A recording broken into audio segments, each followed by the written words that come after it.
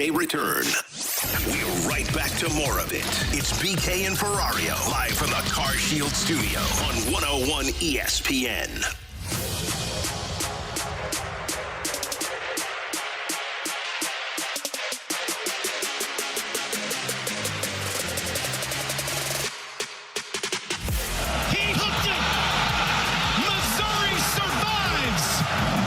Missouri outlast Vanderbilt in double overtime.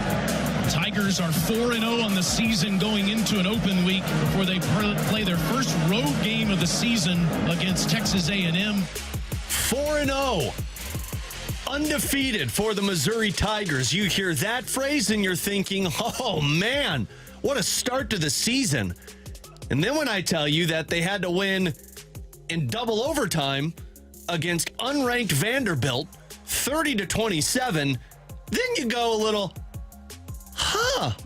4-0 Mizzou. And that's part of the reason why in the AP poll they dropped down to number 11. With Tanner Hendrickson and Bradford Bruns, I'm Alex Ferrario. Ladies and gentlemen, let me just tell you now, the group that is in front of you today is just going through it. Oh, we're playing hard. The winter flu bug has officially hit 101 ESPN, and right now these two are champs. These are their Jordan flu games right now that they are going to grind through for us. As BK had to jump in on the morning show because Brooke was feeling ill, so we are just going to grind through with this one, much like the Missouri Tigers had to. And boys, I didn't see all of the Missouri Tigers game because my preseason for Blues kicked in right about the time that it went into overtime, but I felt like I saw enough.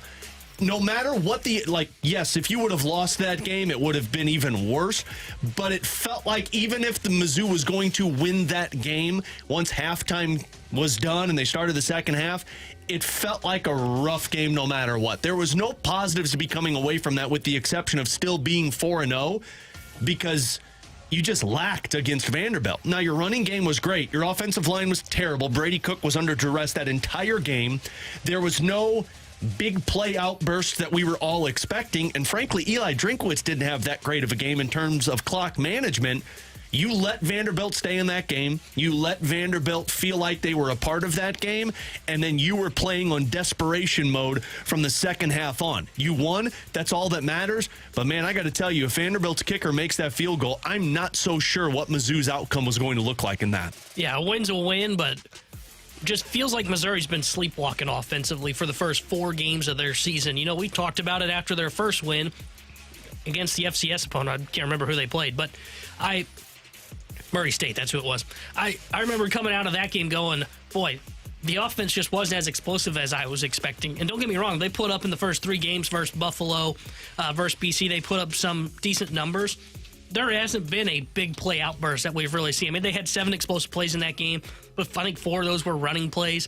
The passing game just looks off. I mean, Brady Cook, 226 yards, 2 touchdowns in that game, a 46 QBR rating. I expect more out of Brady Cook in that game. You know, Luther Burden was solid, 6 receptions for 76 yards, but they never were able to run away from Vanderbilt. I mean, you look at the numbers, like they outgained them by a significant margin, 442 to 324, and yet they couldn't put Vanderbilt away. And Drinkwitz had some questionable moments, like why he's burning a timeout just to punt the football, which now you don't have that timeout to use to try and stop the clock and get good field position, whatever. The Missouri Tigers, this is now, I said it before that game last week. I said, if they don't play well against Vanderbilt, it's time to have some kind of those red alarm bells going off.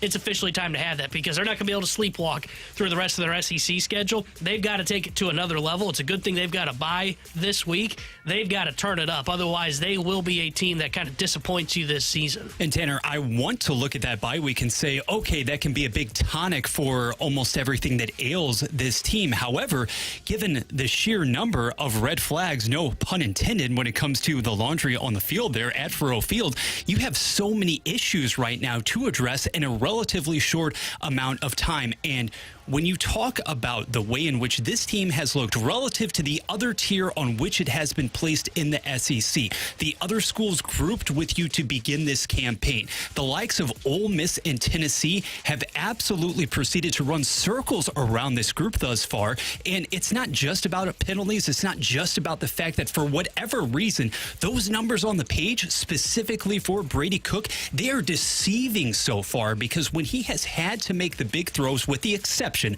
of course, of that downfield strike to Burden overtime on Saturday. The connections just haven't been there. Being able to be synchronized, intermediate, or down the field, this team isn't getting vertical. And Alex, to your point, if I'm looking at one positive, trying to glean a positive from the weekend at Memorial Stadium, I am looking at the ground game, because right now, until the point at which this offense, this aerial attack is able to get it going, you have to rely on Nate Noel. And I remember during fall camp, I was thinking to myself, okay, which of the transfers here, Marcus Carroll or Nate Noel, is going to get the most run, literally and figuratively? This guy has been a revelation. And right now, given the way in which Kirby Moore wants to run this offense, the zone read implementation there, he's been terrific. He has that wiggle. He is your game breaker right now coming out of the backfield. If not for him, I'm not sure where this team would be. Yeah, he's carried this team in multiple games, mostly just to keep offensive plays alive. And what's so odd about it is Nate Noel was the stalwart for that at least win for Mizzou, keeping them alive and running for 199 yards on the ground. But it's also so odd to talk about how bad the offensive line was, because you're running the game, but you can't have explosive offense when your offensive line gives up 3 sacks, 8 tackles for loss, and Brady Cook, who was under duress, no joke, the entirety of that game. Offensive line issues, which I think BK has brought up in the past about how Mizzou just feels like they've got to tighten up offensive line-wise if they want to have those blasting offensive plays, those breakout plays that we're talking about. Because, again, Luther Burden had 2 touchdowns and 76 yards, but it just doesn't feel the same as 2-touchdown game where you're talking about 116 yards and the game's broken away. But I also think that brings up the defense as well, because I've applauded this defense. I felt like they've adjusted in certain games, most specifically last week's game, where it's like, hey, they didn't look great right away against Boston College, but they found a way to adjust in the second half and handle that mobile quarterback. But with this one, the second possession of the game, you gave up, what was it, a 65-yard touchdown play? Right away. And you go back to the Boston College, 3 of the plays that Boston College scored on was 50-plus yards. So those explosive defensive lapses on the field are another area that if I'm Mizzou, I'm thinking, look, our defense overall has been great, but when it's bad, it's really bad. And we got to find a way to make the really bad less damaging. Yeah, it all just feels off right now, doesn't it? It does. It just feels like... It doesn't feel like a team that's 4-0. And it doesn't feel like a playoff contender, right? No. Am I the only one that feels that way? It's hard I'm a Mizzou hater, so maybe I'm wrong. No, look, it's hard to say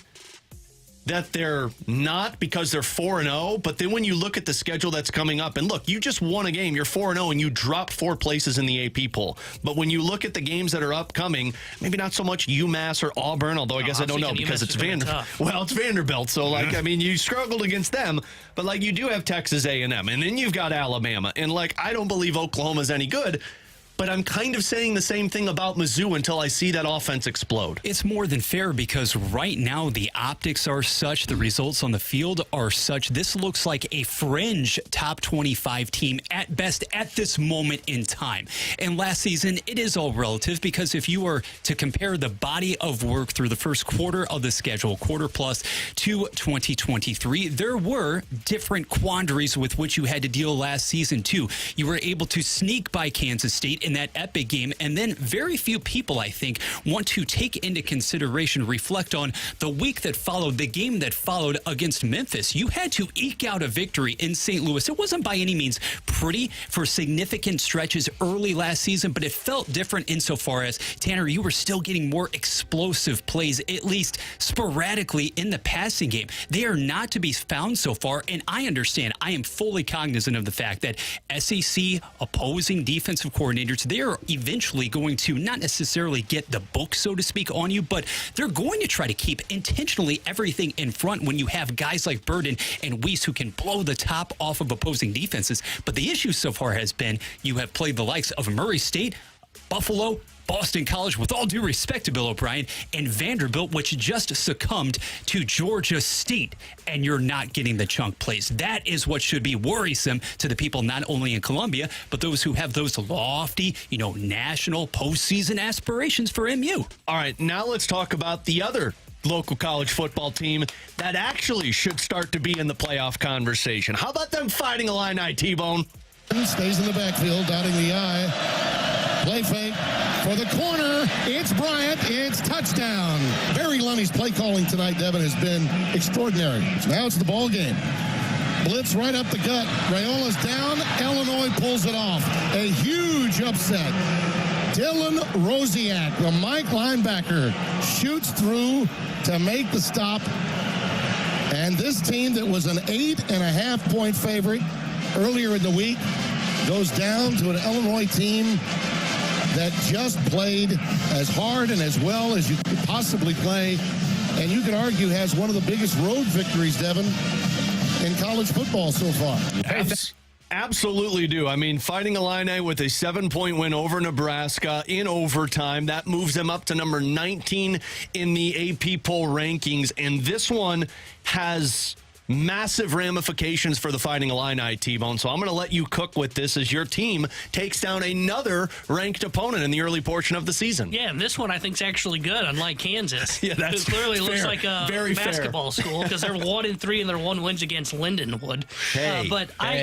I was really impressed with the Illini over the weekend. Look, I was concerned if they would be able to slow down Riola because he, to me, is going to be the best quarterback in college football, if not by the end of this season, next year. Somebody made the comp to Patrick Mahomes and him, just his playing style, and I can't deny watching him. It's like, okay, yeah, I do kind of see it. He made one mistake, and that was it in that football game, and it was missing a wide-open guy for a touchdown late in the fourth quarter. If he makes that pass, Illinois loses that football game. But the defense was fantastic. They were to contain Riola for the most part. You look at offensively, Luke Altmaier was fantastic in that game, and he's a guy that I've had serious question marks about in the past. He was awesome. They just did a great job of the balance with the run and the passing game. And look, man, I've been critical of Brett Bielema because I don't think he does a great job in recruiting, but I can't deny what he's done for the program. I mean, 2 top 25 wins. They're 4-0 for the first time since 2011, and it's the first time in program history in which they are 4-0 and have beaten 2 top 25 teams. So he has built this program up. He is doing a fantastic job of playing Big Ten football. And I saw today, and boy, I didn't think I'd even have this conversation today. Which, first off, I'm starting to question if Illinois is better than Mizzou. But that's for another day. But that's for tomorrow once PK's here. ESPN FPI projections gives the Fighting Illini a 9.1% chance to make the playoffs. And if you look at their schedule, they've got 3 more ranked opponents at Penn State this weekend in prime time. And then they've got number 12 Michigan. I know that hurts. Prime time. They've got number 12 Michigan at home, and then they're on the road at number 8 Oregon. Everything else on their schedule should be games in which they can win. If they take care of business, they find a way to win one more game against a top 25 opponent, they're going to have a legitimate resume to potentially get into the college football playoff. Look, I'm not putting that expectation on them because I don't think they're going to do that. Yeah. But it's fun to have at least have that 9% chance in the back of my mind and say, what if the Fighting Illini could get to the playoffs? And Tanner, you used the operative words there, Big Ten football. Brett Bielema had his squad prepared to execute exactly that on the road in Lincoln on Friday night, wearing down the Huskers. We're not going to confuse them for the black shirts here, but that is a team that is legitimate in many different respects. And whereas we're complaining here, we're lamenting the fact that we haven't seen much in the way of chunk plays, of big-time offense, those exploits from Mizzou so far this season. It feels as if right now as well, when necessary, at any given time, the way that Altmaier is playing, and especially that connection, I have loved what I've been able to witness from him as well as Pat Bryant in the game. Penn State looking ahead a little bit this coming weekend, it is more than possible you can get behind that secondary a little bit. I know the atmosphere is what it is, but the Nittany Lions, too, have that pattern of falling at inopportune times as well. Alex, it bodes well, I think, for this team to be competitive at the very least in that matchup. If you potentially get to 5-0, who knows what your prospects could be? Yeah, I mean, I look at the matchup against Michigan, and I think that's Illinois. I haven't been impressed by Michigan at all. And then you're talking about one of Penn State or Oregon, which I haven't really been blown away by Oregon's play either. Regardless, Illinois has put themselves on the map, which to start this season, I thought they were maybe a 5-win team. And now we're talking about potentially being 5-0 after this weekend when they take on Penn State. And I'm not joking when I say this. I do think right now they are playing better football than Missouri. Oh, I don't disagree with you at all. I think they've got more explosive plays. I think their quarterback has been able to create more explosive plays.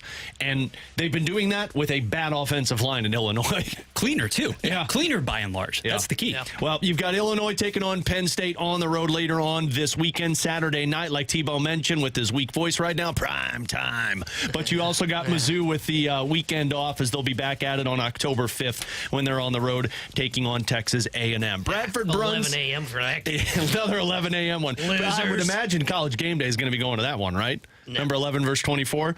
Tanner Hendrickson, Bradford Bruns. I'm Alex Ferrario. Coming up in 15 minutes, we will get into the NFL wraparound. We'll do our NFL quick hitters after week 3. That was very intriguing, we'll say the least. But coming up next, Cardinals made the announcement over the weekend that Sonny Gray is going to be shut down for the rest of the season.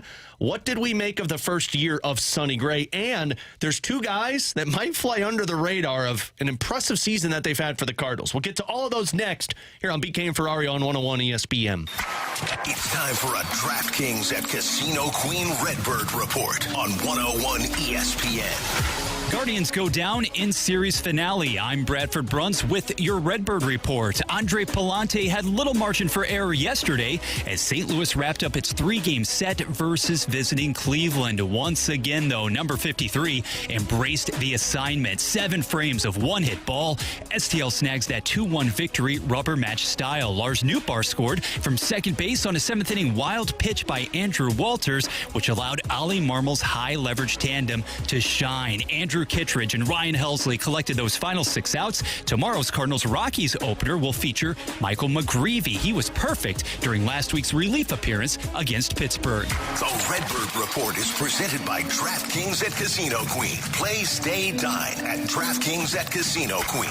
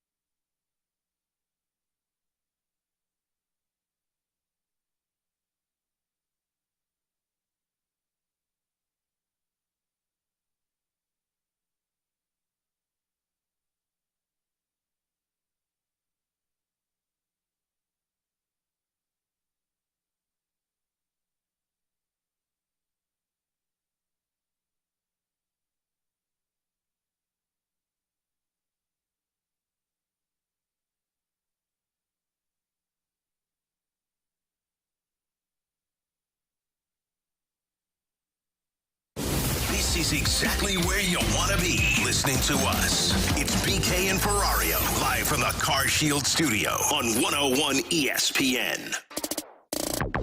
Along with Tanner Hendrickson and Bradford Bruns. I'm Alex Ferrario. Our Air Comfort Service text line 314-399-9646. Also, you can check us out up on our YouTube channel at 101 ESPN STL. Our studio cams brought to you by the Air Alliance team. So over the weekend, the Cardinals announced that Sonny Gray was going to be placed on the 15-day injured list, which would essentially be the end of his season for the Cardinals. Right forearm flexor tendonitis. So he was shut down for the rest of the year. Kyle Leahy was brought up for the Cardinals, but him being shut down brings up the thought of Sonny Gray's first full season as a member of the Cardinal. He was signed in the offseason, and it did feel like the Cardinals at least signed somebody who somewhat profiled as their number one. Coming off of a season where he was in the Cy Young conversation, he was one of the best pitchers in the American League last year. He brought over swing and miss, and frankly, the Cardinals were desperate for a stopper. They were desperate for somebody that every fifth day when he started, he gave you a chance to win.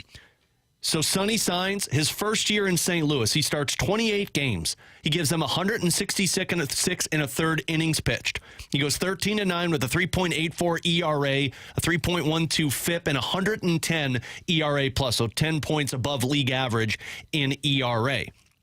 Sonny had his moments to where the home run ball would really hurt him in terms of giving up 4, 5, or 6 runs in a game. But more times than not, T-Bone, Sonny Gray ended his first season as a member of the Cardinals profiling as at least a top-of-the-order pitcher. I'm not going to call him an ace. You can even argue if you're going to call him a number one. But I was looking at this earlier today. We talked so much about the Cardinals bringing in swing and miss stuff. The only pitcher this season that had better strikeouts per 9 was Chris Sale.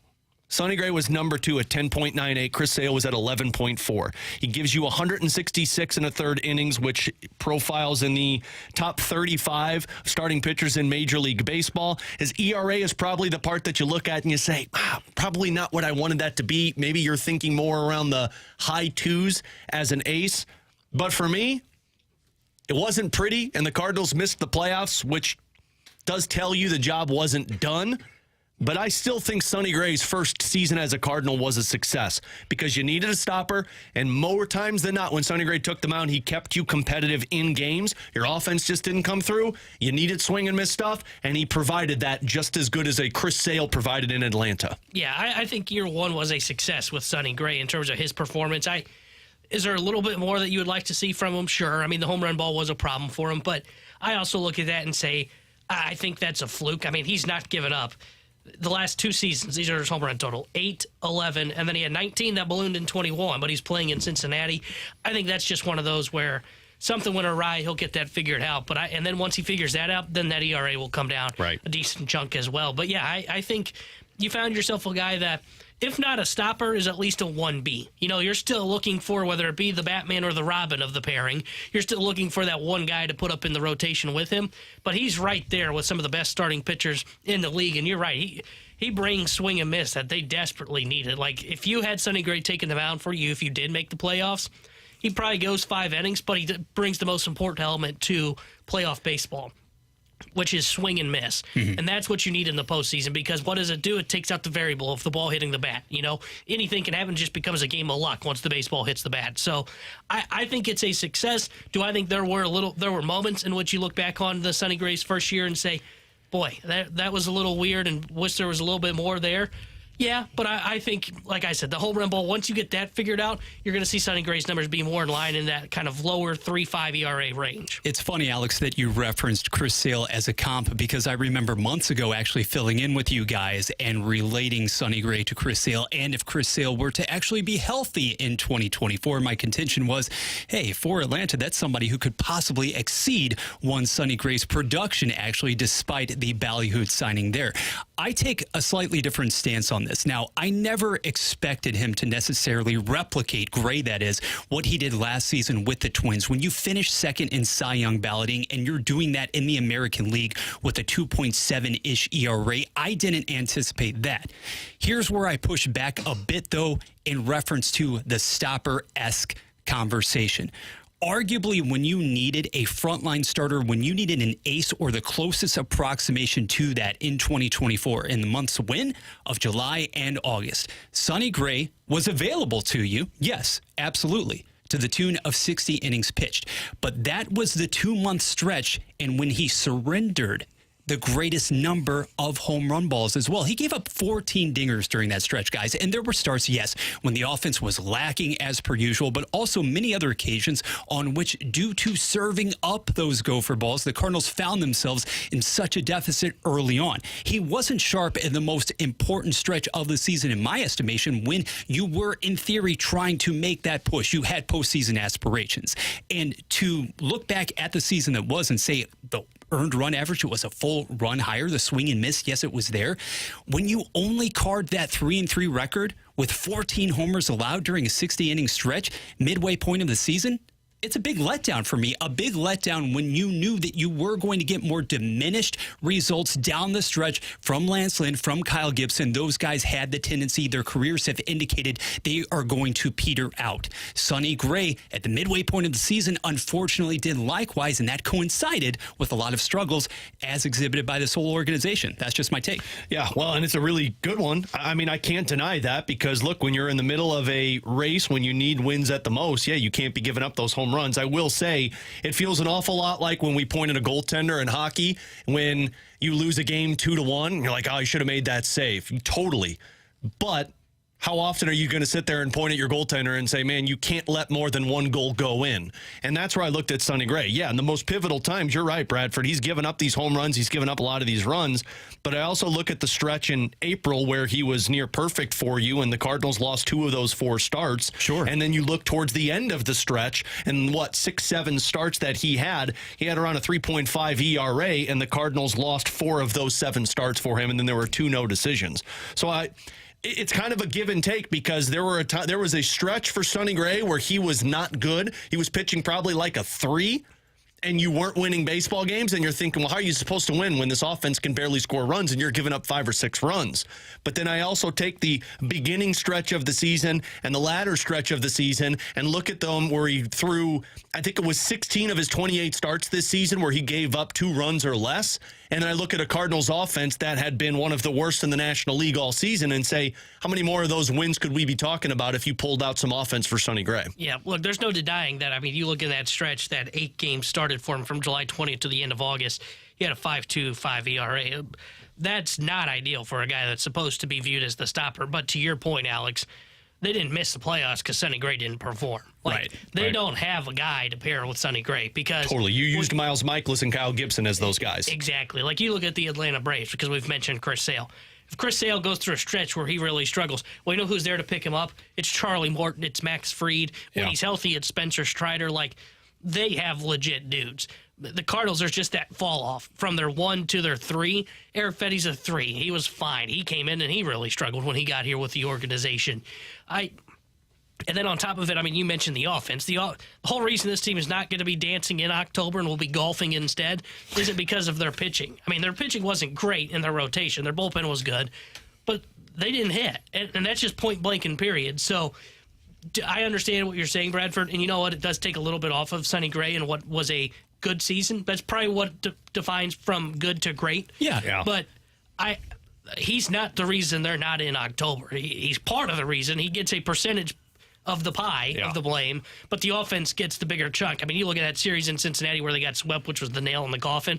That wasn't about the pitching. Gray started one of those games. It was not good in that game. It was about the offense. The offense didn't show up. They got beat, and not only beat, they got killed in Cincinnati, and that team just fired their manager yesterday. So the offense is the one to blame, but I do agree. You know, Sonny Gray, good season, probably not a great season. Yeah, and that's why going into 2025, I'm not necessarily saying that all of us, that the market has to basically revise its predictions or its expectations for Sonny Gray, but at whom are you really looking going into next year, going into next summer, when you think about the individual you inked as an organization to basically serve as your ace or a 1B? Is a 1B somebody who should be expected to have the 36th best ERA in the National League, 13 wins? wins? Do you need more? Is there even an opportunity, though, to pair him, as BK has said so many different times on countless occasions, with somebody else who is comparable or who can be his running mate? Therein lies the problem, because you would say for the better part of the second half of the season, who was that guy for the St. Louis Cardinals?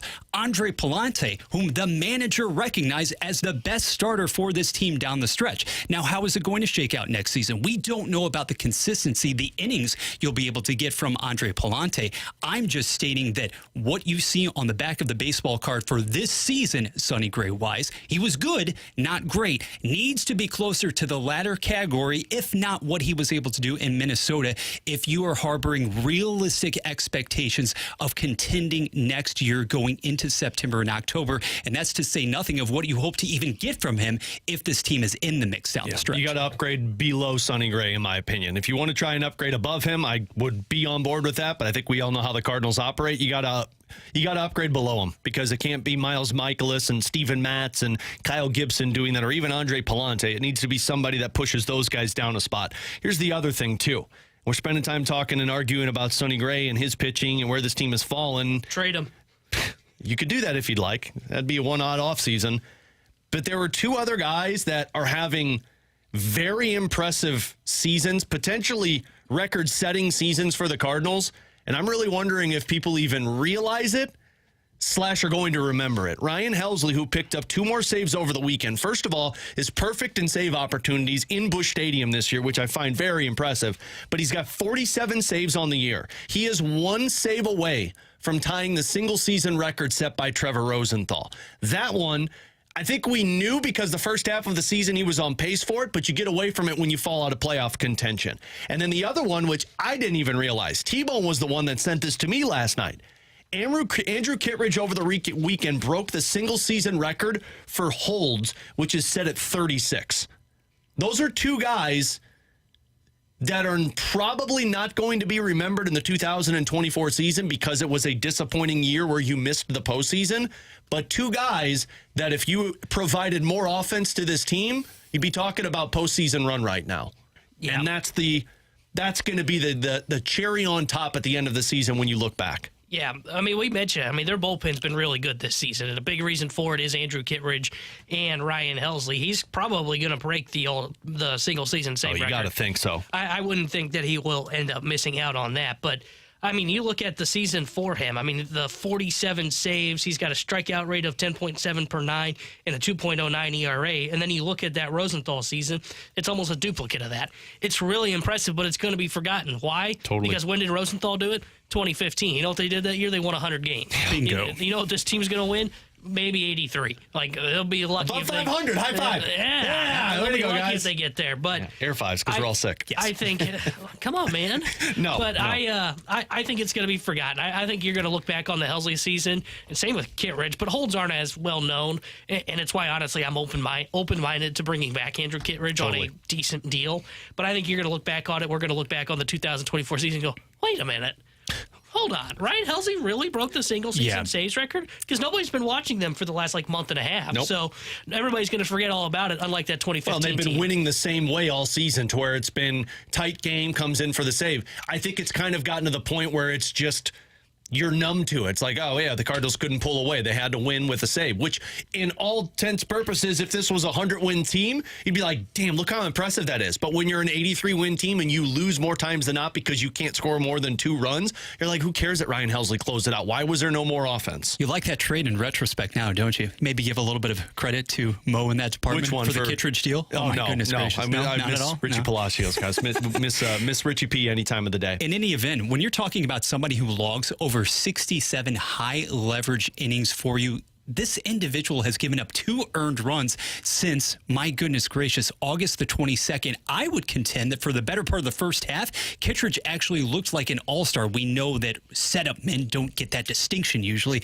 at the Midsummer Classic. But to your point, Tanner, he has indicated, especially coming off of injury, more than enough to me to perhaps, and spinning it forward here, let's just say we don't know the incredible amount that Helsley is going to fetch as far as his raise is concerned going into next season, regardless of how you operate with him moving forward. If he's moved, if he's retained, whatever, has Kittredge indicated or demonstrated enough to you to potentially serve as a bridge closer until this organization maybe leans in another direction in the future? Last thing on this, because I know we got to go to break. Yeah.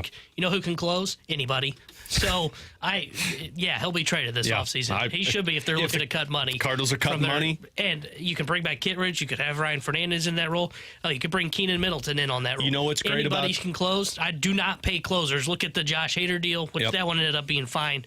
But look at Edwin Diaz was not good. Look at David Bednar, who was terrible this year for the Pittsburgh Pirates. Do not pay closers. You know what's great when you set a single season record in saves?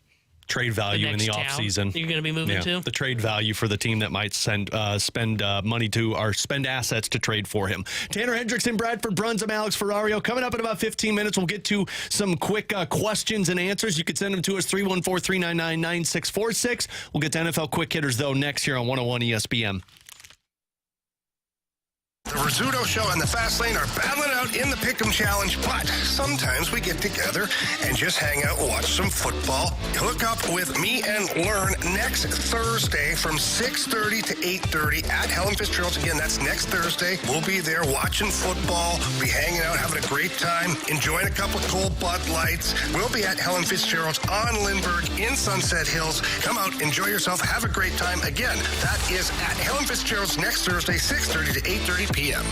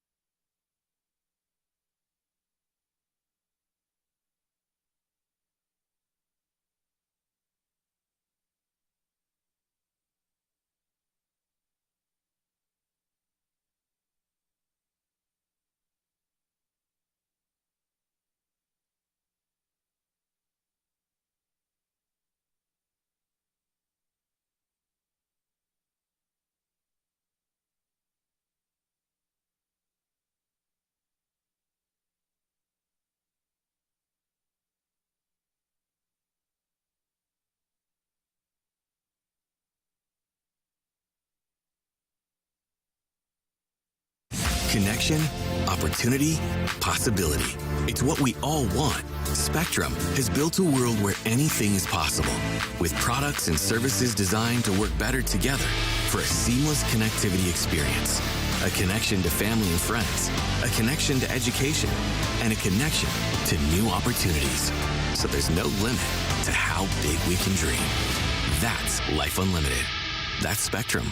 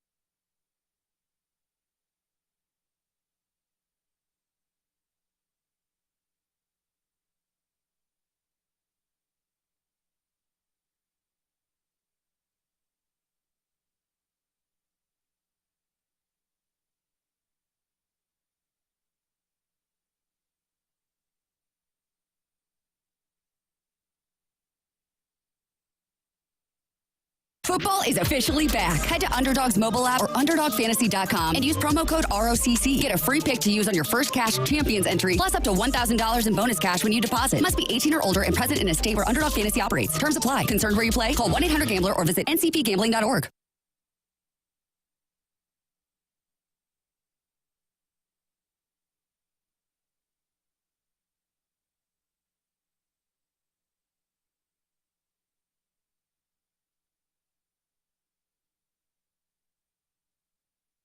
The NFL is back on ESPN. Thursday night, Giants and Cowboys. Pre-game at 6:30, kickoff at 7:15. Your destination for the NFL in St. Louis is 101 ESPN. 101 ESPN Sports Center.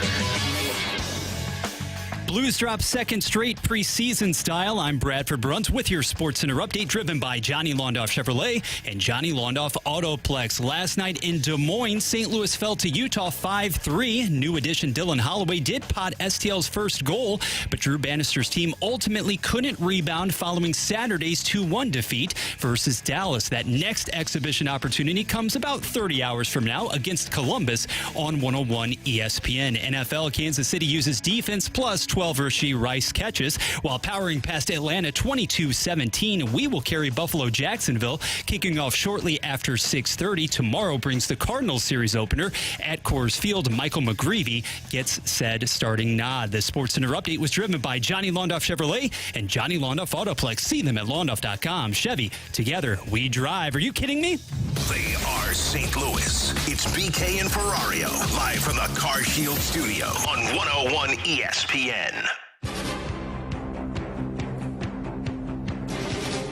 All right, so let's get into a little NFL Week 3 action. Along with Tanner Hendrickson and Bradford Bruns, I'm Alex Ferrario as we take a swing around NFL with our quick hitters. We'll get to questions and answers coming up in our next segment, so you can send us your questions, 314-399-9646, over on our Graveyard chat as well, up on YouTube at 101 ESPN STL. Fellas, let's start in the afternoon game.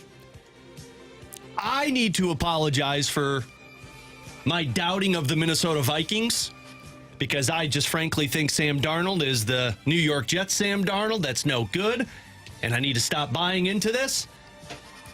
But Minnesota just completely destroying the Houston Texans. And look, Sam Darnold was good in that game. The defense was better in that game. C.J. Stroud looked like he didn't know what the hell he was doing out there on the field. There was no game plan offensively for them going up against Brian Flores' defense. I'm done.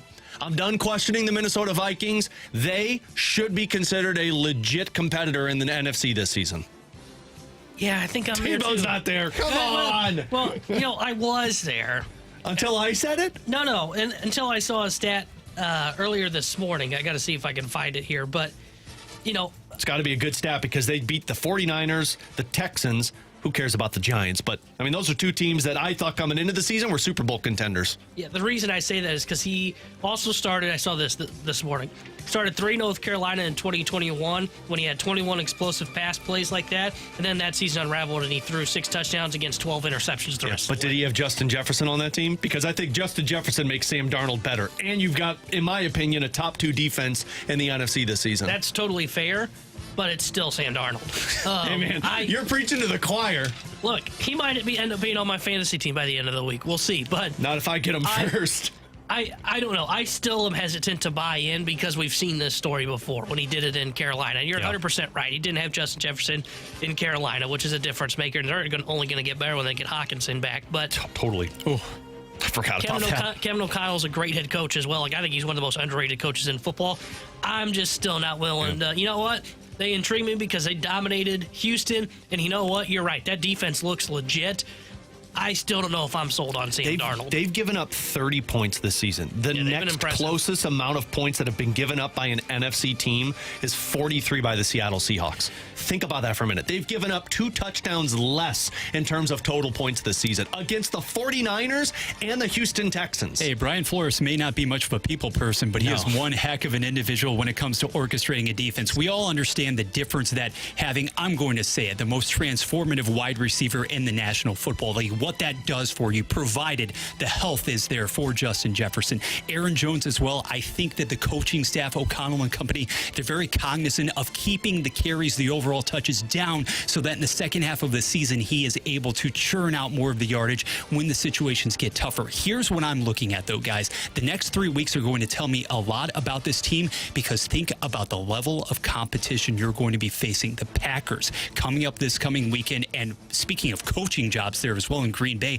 I'm not sure how LaFleur actually has Malik Willis helming that attack and performing well. But then the Jets, say what you will about the up and down results through the first 3 weeks of the season. And finally, we will see this defense tested, because not only against the Packers potentially and the Jets, but more to the point, when you roll around to week number 6, you're going to face the Detroit Lions. So the divisional games, they are coming, and they are coming fast. I get it, but man, I feel like the test was San Francisco 49ers, albeit they were injured at the time, didn't have Christian Christian McCaffrey. The Houston Texans team was healthy, though, and they were coming off of a pretty impressive win. So who knows? Again, I'm the biggest skeptic of Sam Darnold, but when I look at that roster overall, it's hard to deny Aaron Jones, Justin Jefferson, and what Brian Flores has done with that defense. Another team that I have to apologize for, and I think, T-Bone, you and I need to apologize to Grant Francis right now.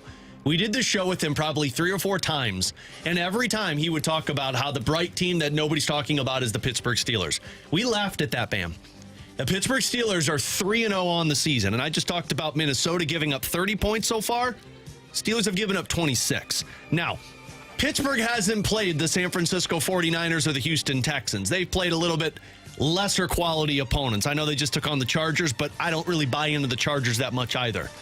But you also can't deny Pittsburgh. Justin Fields at least is managing that offense, albeit it's not great, but he's finding ways to win. But defensively, if they stay healthy, it's going to be tough for a lot of teams in the AFC to deal with both Hayward and TJ Watt coming in on the rush every single time. You know what the Steelers are to me? They're a classic, really good regular season team, and then they're fraud in the playoffs. And I still believe that. You're not wrong there. And that's why, you know what? I'll tip my cap to Grant. He was right. They look like a good football team. Come on, man. Say it a little nicer than that. But the reason I say that is the only reason that we're talking about them is because of their defense. Yeah. Let's not pretend Justin Fields has been all that great. I mean, sure. This week he was better than the first two.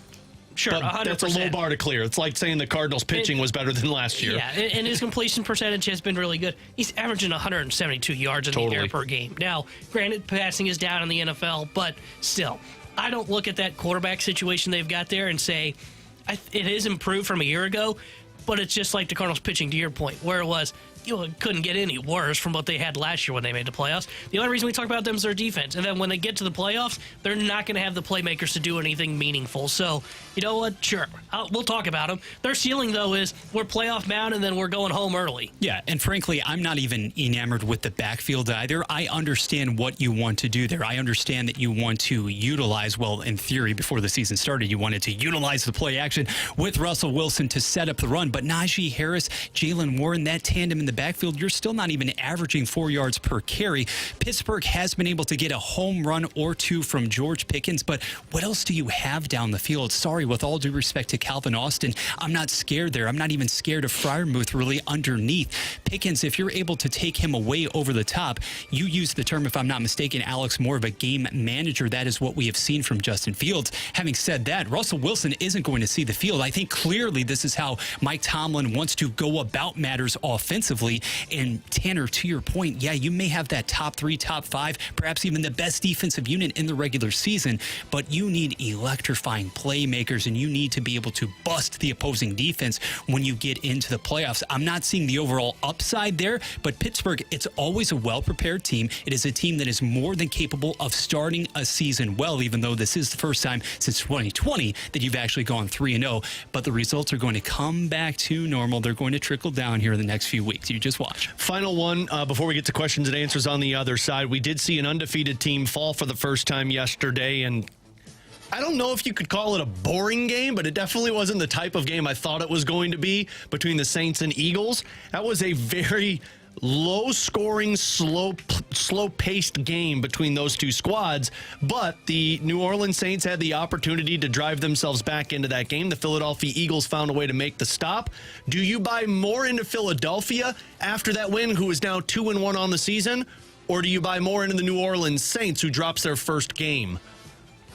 I think that game told me more about the Saints than it did the Eagles. Same. And the reason I say that is because I didn't believe in the Saints' offense, and I don't think the Eagles' defense has been that impressive to start the season. Well, and I don't think the Eagles' offense has been that impressive. The Eagles' offense is one thing. It's Saquon Barkley. Yeah, exactly. Now, granted, they're dealing with injuries now. Like Devontae Smith got hurt late in that game. A.J. Brown was out. But I never really bought into the New Orleans Saints. And watching the Eagles play the first 2 weeks where they gave up a ton of points to the Green Bay Packers, they gave up the late easy drive to Kirk Cousins and the Falcons, who don't look right offensively. Yeah. I'm not sold on the Eagles. I think that game yesterday just was the reminder of, hey, the Saints were fun. Yeah. Now they're back to being the Saints. Tanner Hendrickson, Bradford Bruns. I'm Alex Ferrario. We'll take our break. We'll come back. We'll get to questions and answers. 314-399-9646. We'll hit that next on BK and Ferrario on 101 ESPN.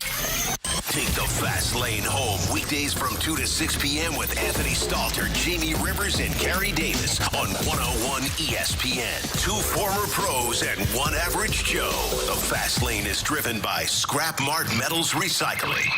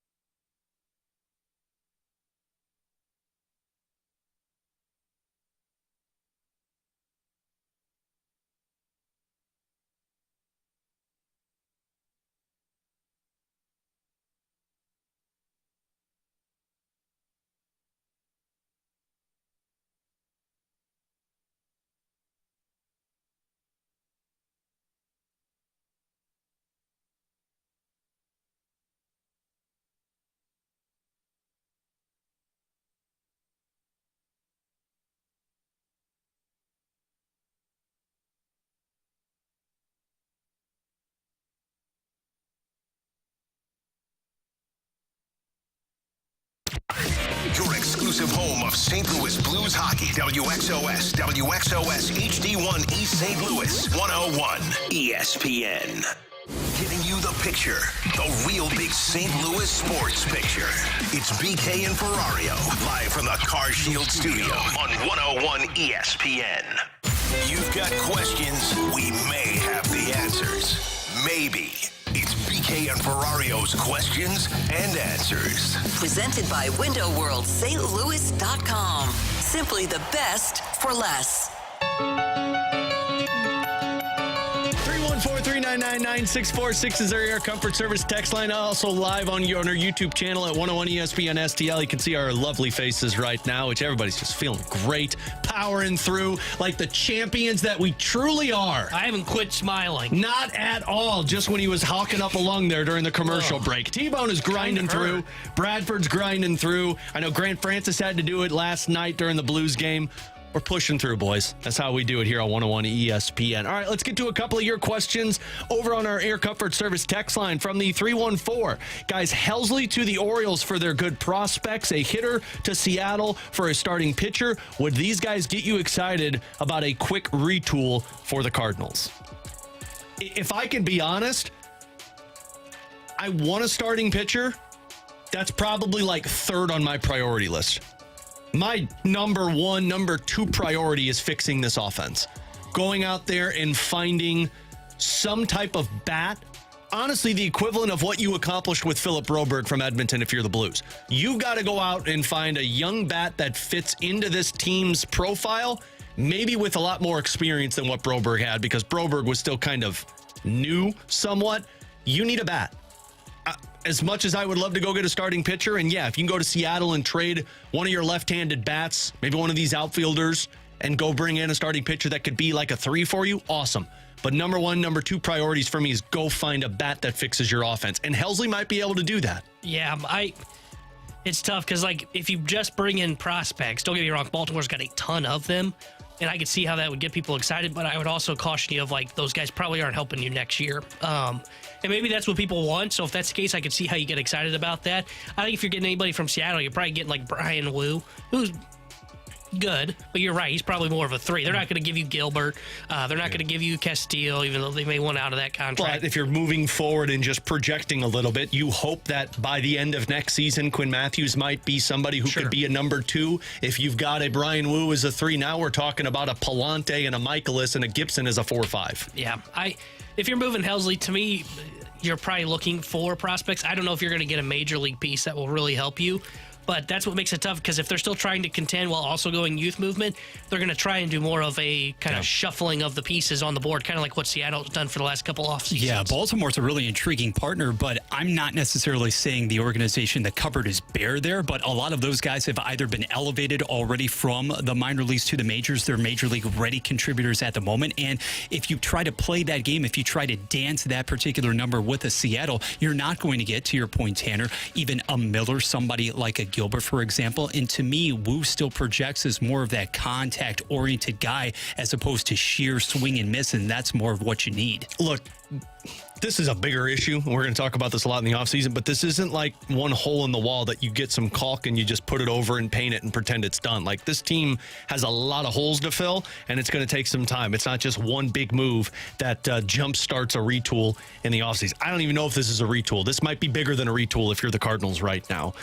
From the 636, guys, if you had to pick one player to be a part of next year's roster, who would it be? Lars Nootbaar, Nolan Gorman, Ryan Helsley, Paul Goldschmidt? I guess I would go Nootbaar.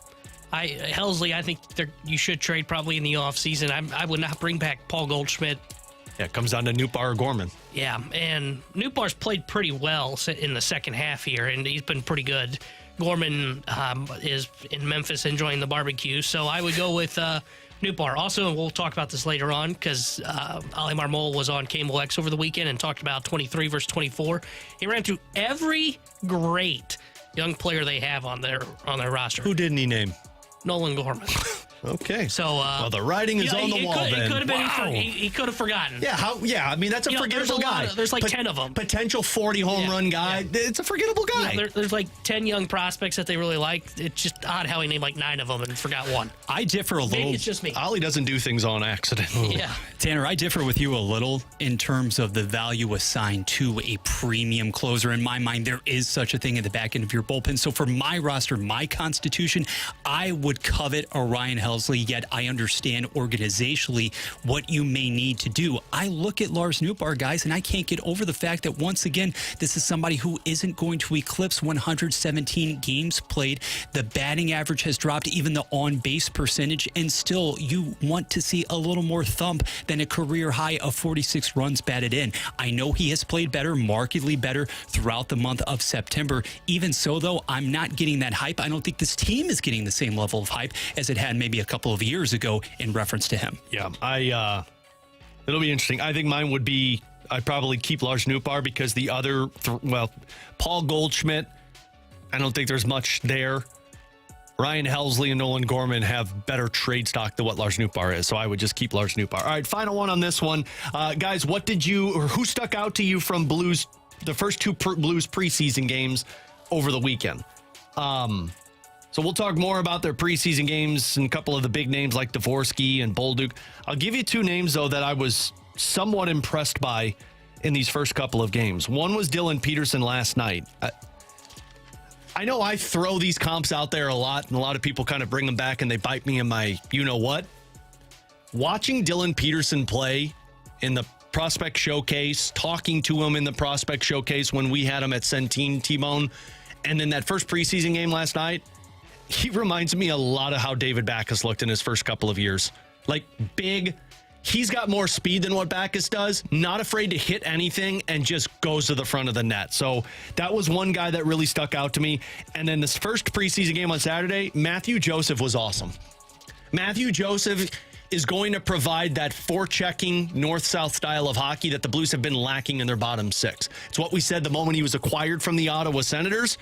He was solely responsible for that Kasperi Kapanen goal that was scored on Saturday night against the Dallas Stars. He went in, retrieved the puck, forced Thomas Harley to turn it over multiple times, and then got the puck over to Dean, who got it to Kapanen and scored. So those are just two guys that in the first two preseason games, which, look, preseason games, the first couple ones are really tough to pay close attention to because they're so off and on in terms of schematics on the ice, but those are just a couple of guys that I'd say keep an eye on as the preseason progresses for the St. Louis Blues. And again, we'll get more into the Blues preseason as we move along here today on BK and Ferrario. Tanner Hendrickson, Bradford Bruns, I'm Alex Ferrario. Coming up next, we got a ton of questions if we saw Wilson Contreras' comments after the game last night. We did, and we both had some thoughts on them, so all of us will bring those to you coming up next here on BK and Ferrario on 101 ESPN. Make your picks for this week's Fastlane Pick'em Challenge at 101ESPN.com. Show off your football knowledge and see if you can top the Fastlane and the dudes from the Rizzuto Show on the point. For this week's top score, it's the Fastlane and the Riz Show throwing down all football season long in the Pick'em Challenge. Enter your picks for this week right now at 101ESPN.com. Refreshed by Bud Light, official beer sponsor of the NFL. Easy to Sunday, easy to enjoy.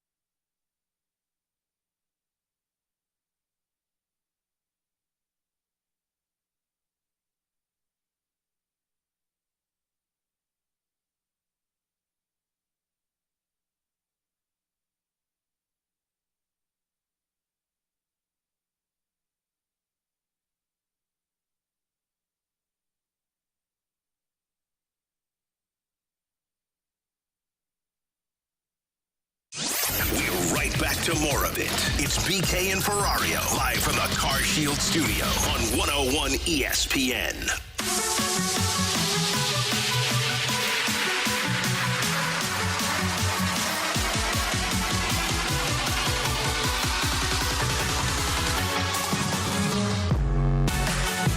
There's some areas that we need to be addressed to.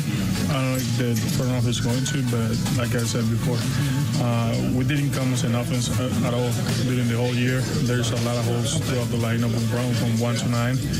And the only thing that we can control is show up next year and keep working. But as an organization, I think the Cardinals are one of the biggest organizations in baseball, and if I was them, if I was the front office, I'd be hungry to own this division, but we haven't owned this division in the last 2 years. Strong words from Wilson Contreras after the Cardinals' weekend series against the Cleveland Guardians. Alongside Tanner Hendrickson and Bradford Bruns, I'm Alex Ferrario.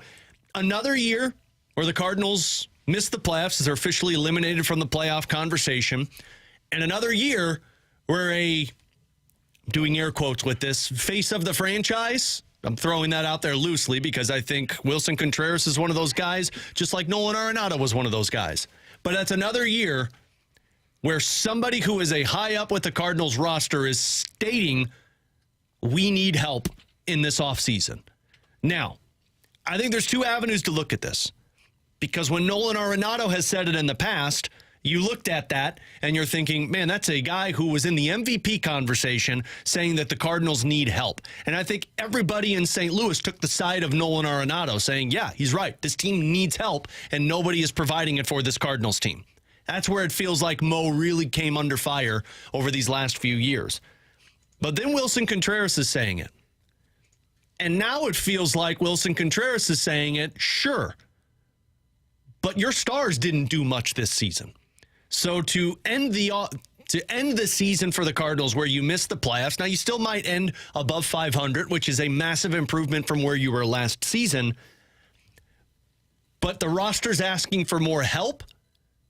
Do you look at that, T-Bone, as, well, yeah, the Cardinals need to go out there and add more offense, add more weapons so that this team can compete? Because when I heard Wilson Contreras' comments, my first thought was, okay, I get it, but I just saw the three-headed monsters on this roster provide almost very little help for this team to get to the playoffs in terms of Wilson Contreras, Nolan Arenado, and Paul Goldschmidt. Yeah, well, Contreras did his job this season. When he was healthy, he was great. Yep. The problem was he had two kind of fluke injuries that weren't really his fault. One being the broken forearm from J.D. Martinez, and the other a broken finger when hit by a pitch. So Contreras saying this, I can at least listen to it. You know, we'll talk about Nolan Arenado and his comments here shortly. But if they want to compete, I mean, Wilson's not wrong. They've got to do more to address their issues. They've got to be aggressive this offseason.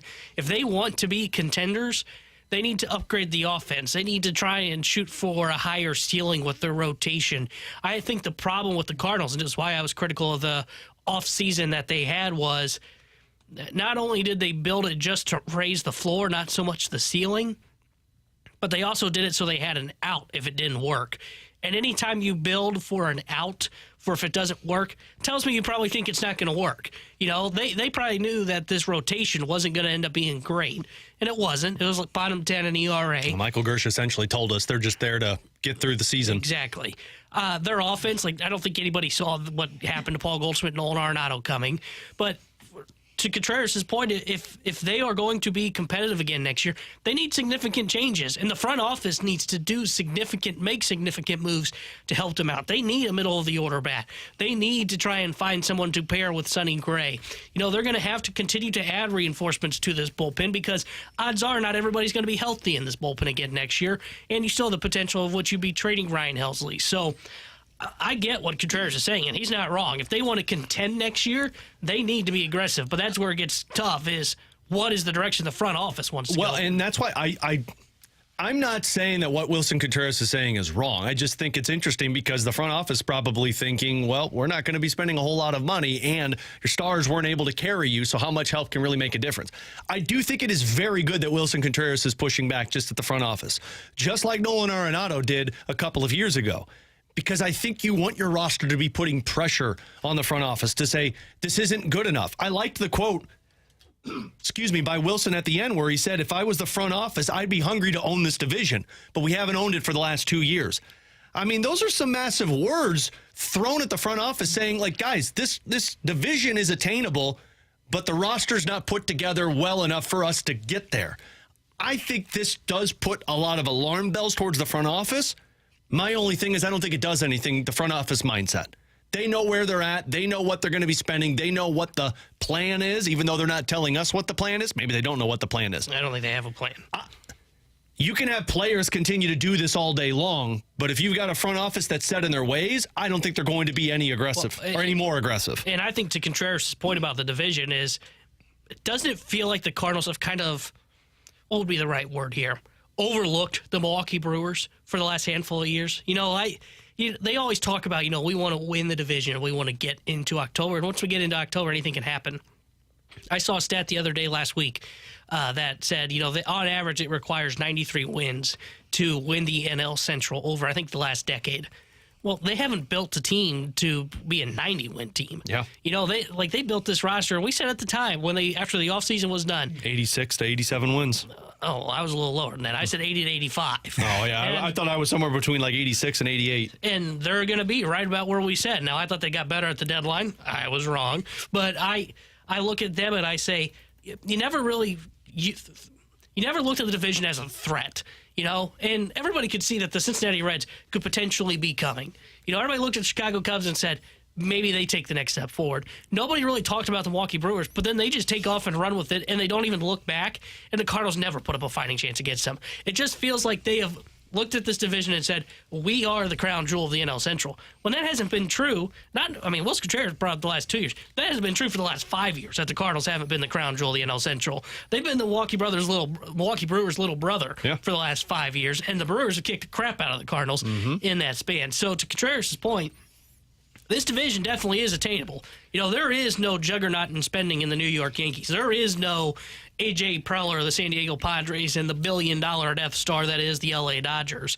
This is definitely a division in which they should be able to contend year in, year out, and they have fallen short by a significant margin of late. There is no Herculean team whatsoever. There isn't some insurmountable force. Milwaukee has been the best in the class over the last 5 or so years, but what do you have beyond that? When you take a look at the surroundings here in the division, you're very enviable, certainly, of what Pittsburgh has at the top half of its rotation. Cincinnati, I don't think a lot of the arms there, frankly, especially in the starting rotation due to injuries or other circumstances, have developed even in the way that they've wanted, even lineup-wise. You didn't see anything due to injuries out of a Matt McClain this year. How are those offensive forces coalescing? This is the time to be able to strike, and through no fault of his own, here's Wilson Contreras, who was really producing banner numbers for 84 games, but he only played in half of the season out of his own window there. But at the same time, how are you going to shift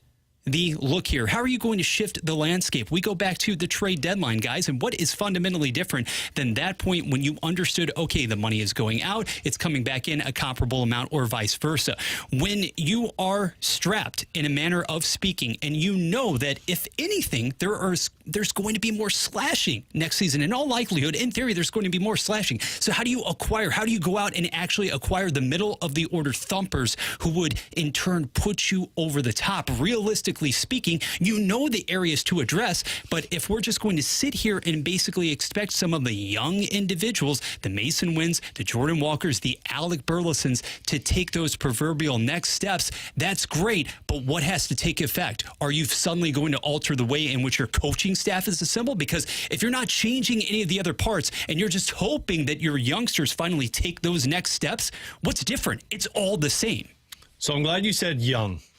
I'm glad you used that word specifically, Bradford. Ish. Because Nolan Arenado spoke to the media over the weekend as well, and I think some people had strong views as to what he had to say. Take a listen. Listen, Art, we're going to probably need some help. It's just the numbers are saying it, and I know, like I said, I keep pointing back to myself and got to play better, and I think I could help this team more But our ballpark, you don't necessarily get rewarded for hitting the ball good, and that's always tough. And when we have a young team like we do, it's not easy. So I think we're all open to a little help. That'd be great.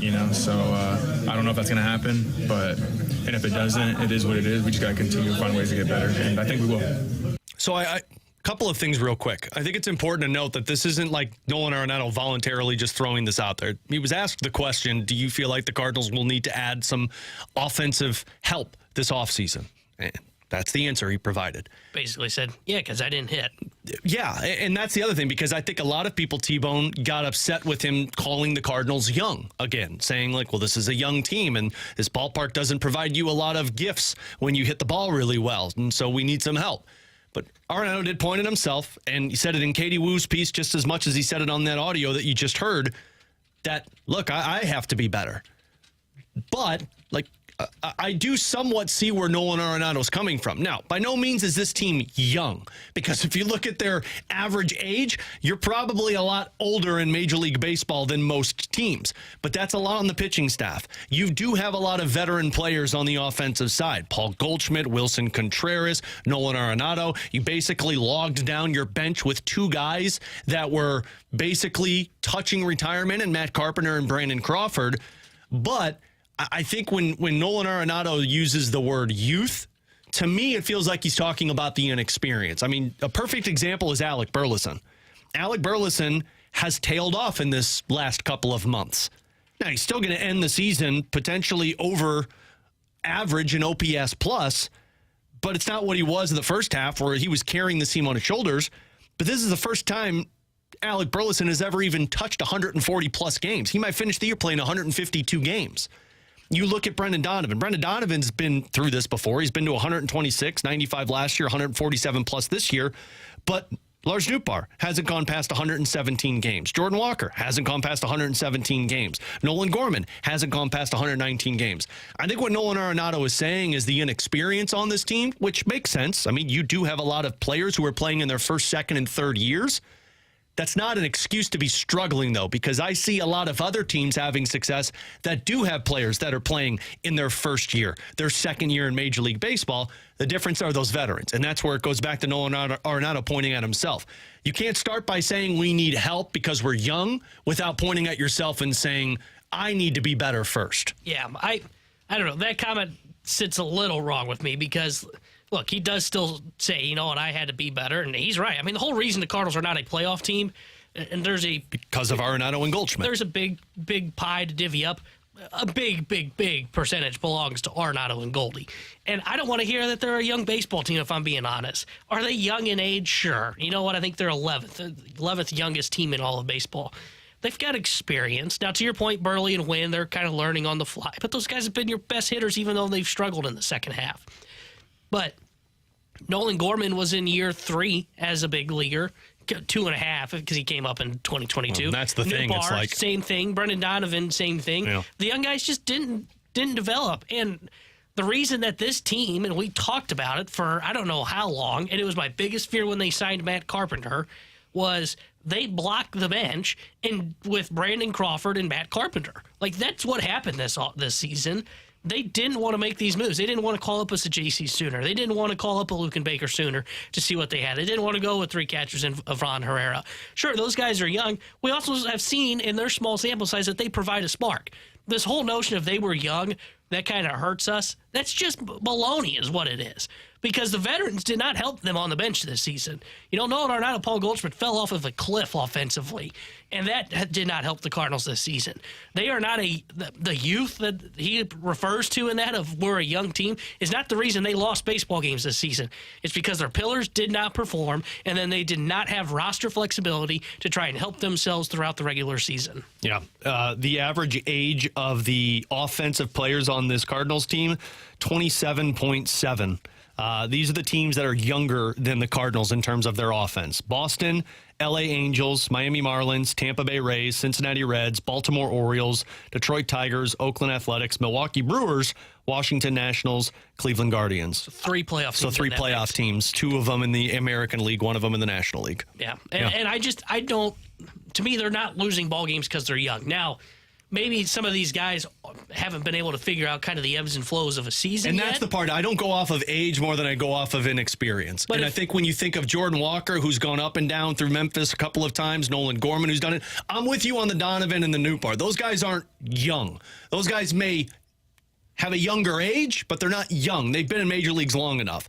But when you're relying on Burleson, Wynn, Jordan Walker, Nolan Gorman to be main pieces of your offense, and then on top of it, you're playing Michael Ciani / Victor Scott in center field. You're bringing in Ivan Herrera when Wilson Contreras is hurt.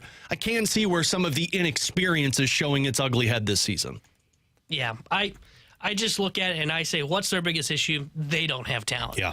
Just like I didn't buy we didn't have leadership in our locker room last year. Yeah. Okay, well, if that's how'd the that work? case, then there's a major issue that's at play. Totally. And that's not what is causing wins and losses still. Yep. And that's where I am with them and their youth again, and that's what they talked about last year. I agree with you on that one. We'll get more into the Cardinals because Ali Marmol had a comment about feeling better about this season than last season. So we'll get to that in about 15 minutes. But coming up next, Scott Perunovich was in action last night, and I was looking at some numbers on the power play quarterbacks for the Blues. And if Perunovich doesn't make this team, which last night it was a tough game for him, I wonder who fills this void. We'll discuss that next on 101 ESPN.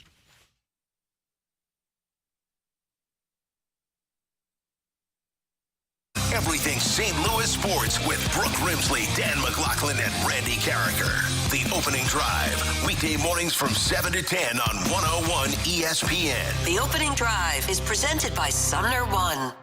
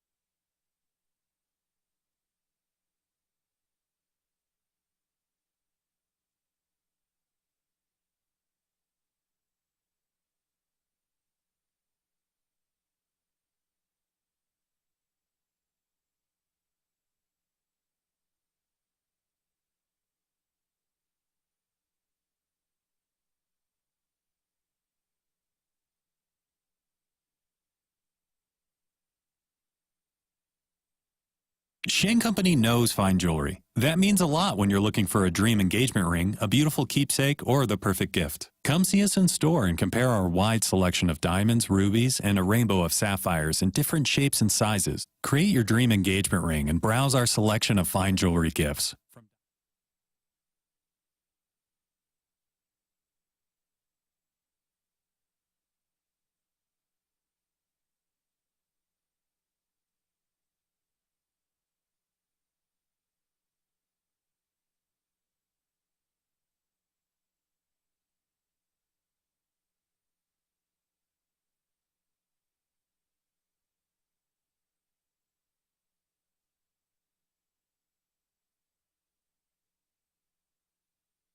If you're seeing rising rates, give us a call or text us 314-96.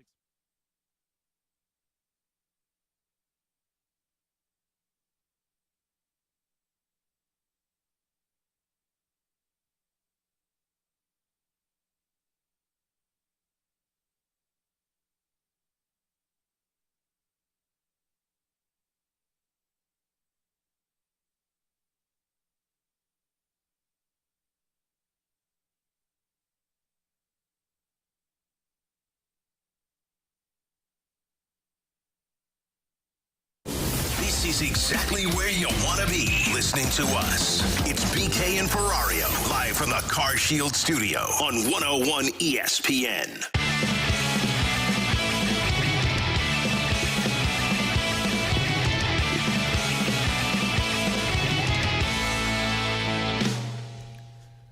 So the Blues lose last night in their second preseason game, 0-2 in preseason action. They fall to the Utah Hockey Club 5-3. It was a closer game.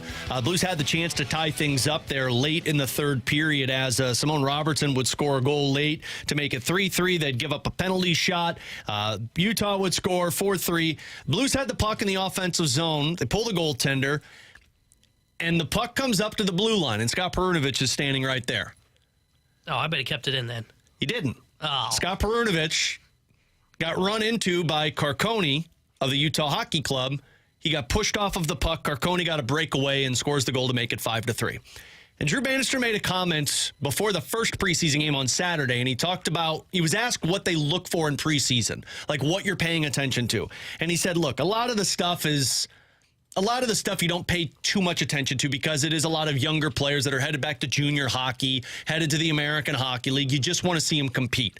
But he used the phrase will versus skill. He said, I want to see guys take hits to make a play. Scott Perunovich takes a hit, loses puck possession, and the puck goes in the net. It happened a lot last season to where they did not keep the puck alive, you couldn't protect the puck, and the Blues would lose. I don't know what's going to happen with Scott Perunovich. It wasn't a good look for him considering this training camp is probably the biggest of his career if he wants to make this NHL team, because if he goes to the American Hockey League, I don't know when you're coming up. If there's an injury, that's probably the only chance. And also don't overlook the fact that they were using him on the right side last night. I think that was the Blues telling Scott Perunovich, you've got one spot to make this team, and it's the right side over a Matt Kessel. Otherwise, it's going to be tough for you to make this roster. But we heard Drew Bannister say it. It's all about the power play. Scott Perunovich can run a power play. He saw him do it in the American Hockey League and told us that Perunovich was probably one of the most dominant AHL players that he had ever seen.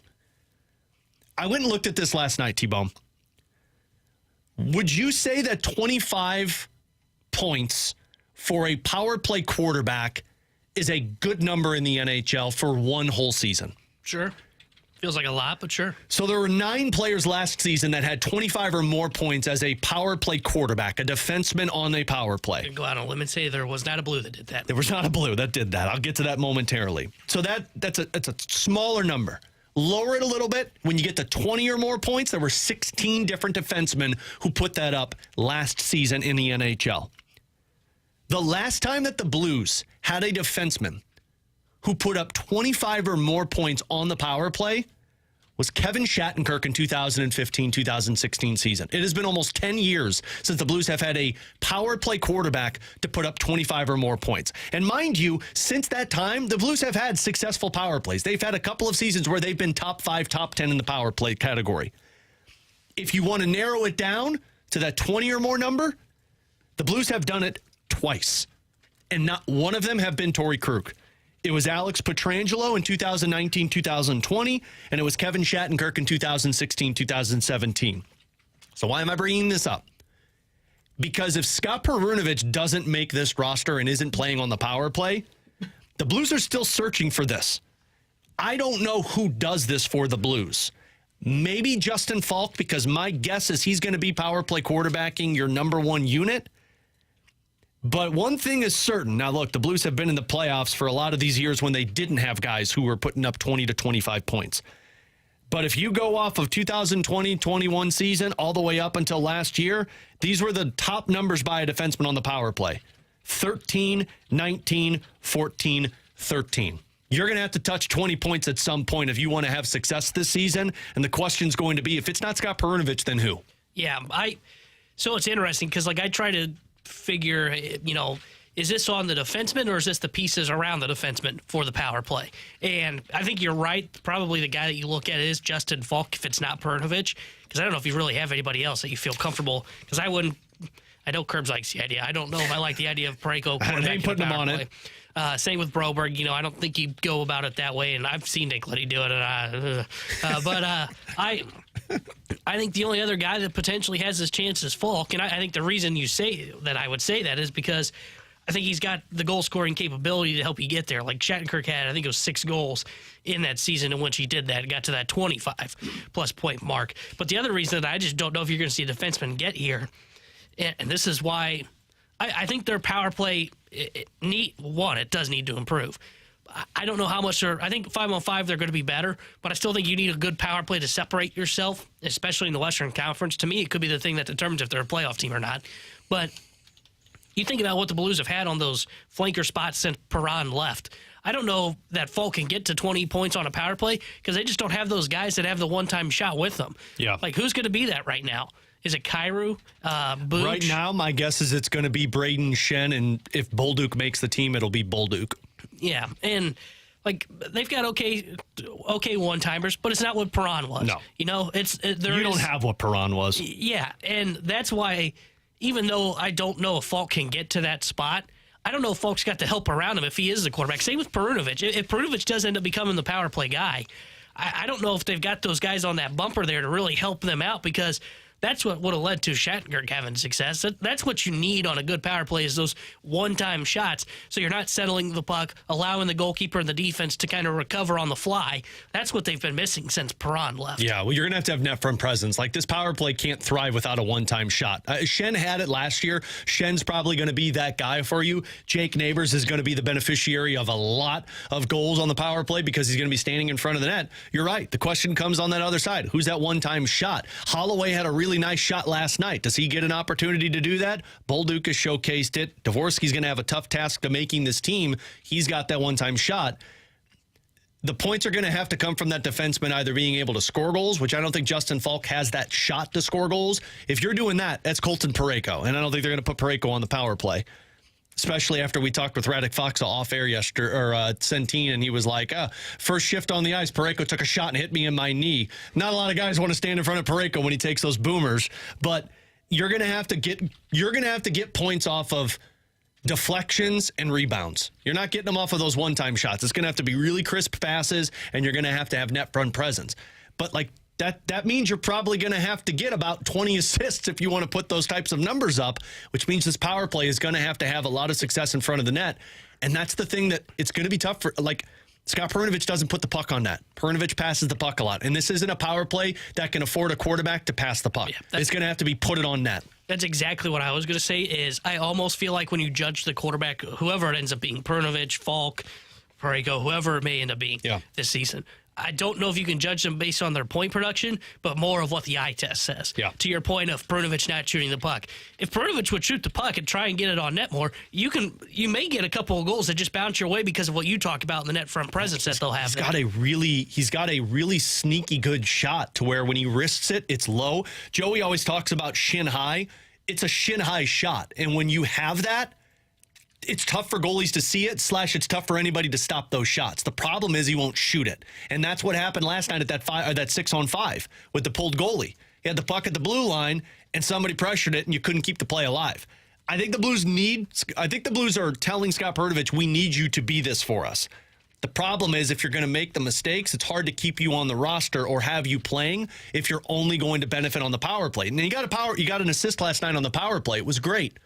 But you need a lot more of those, and you have to contribute in other areas if you're going to play for the team, specifically just being a power play quarterback. So I'm sure you're going to see him in a lot more power play or in a lot more preseason games just to get more reps under his belt. I'll be really interested, though, because that first game they had P.O. Joseph and that Samuel Johannesson, kid from Sweden, power play quarterbacks. I'll be curious to see what happens in the next one, who gets that second one, because last night the second one was Michael Buchinger, and I think he's going to be in the American Hockey League. So just an interesting number in terms of not having a guy with 25 or more points on the power play. Somebody asked about Al McKennis. What were his high numbers?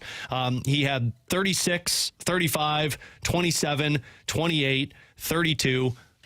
Those are really high numbers, and now you're talking back in like 2001, 2002. Yeah, he had a shot. That's like Colton Parayko with the shot, getting those types of numbers. Tanner Hendrickson, Bradford Bruns, I'm Alex Ferrario. Coming up at 15, we'll get to the junk drawer, but coming up next, Ali Marmol seems to be a little bit more positive about the end of this season compared to last season. How are you feeling? We'll get to that next on 101 ESPN. Recap 101 ESPN is presented by Onder Law Injury Lawyers. GetJim.com.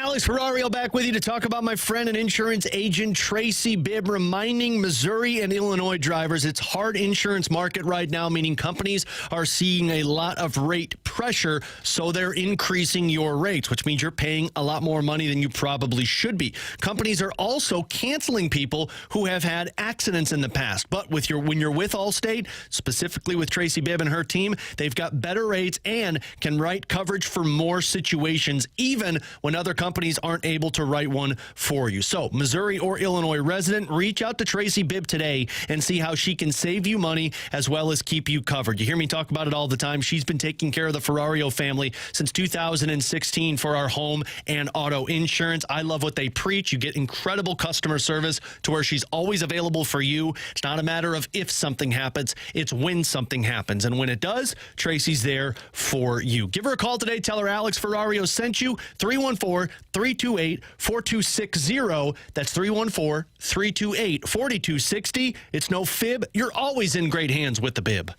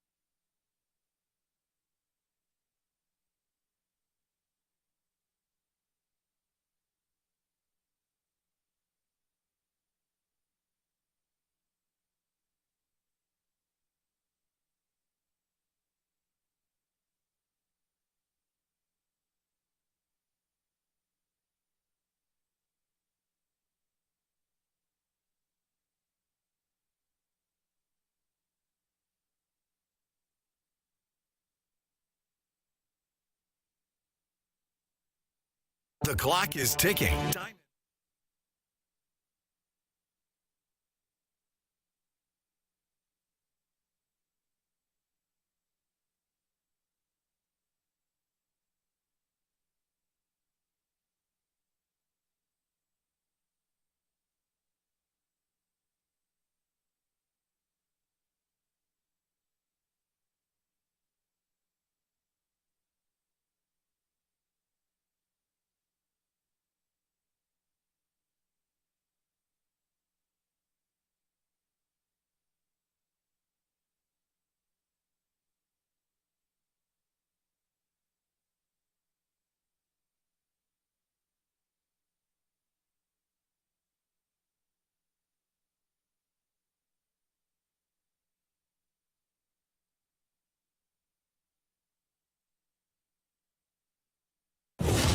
St. Louis Blues hockey can be heard exclusively on 101 ESPN. Get the info you need before and after every Blues game with the First Community pre- and post-game show. First Community Credit Union, calling St. Louis home for 90 years and powered by Scott Lee Heating Company.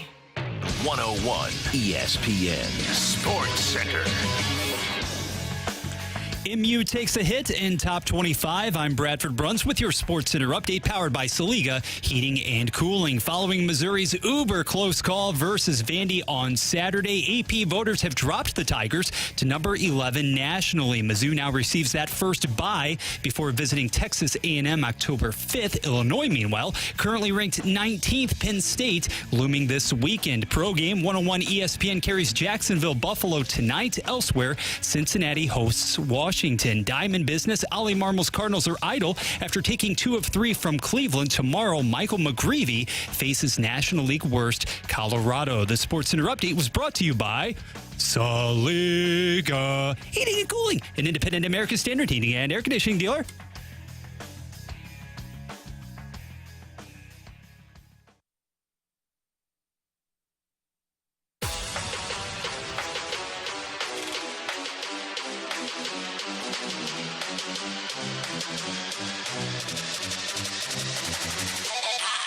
Not even close, man. That last year was terrible for a lot of reasons. Yes, the record, that's one thing, but you also weren't headed in a direction that gave any type of hope as to what's possible for the organization moving forward, right? So, like, there's times where you don't have the season you want, but you still feel good about where it's headed.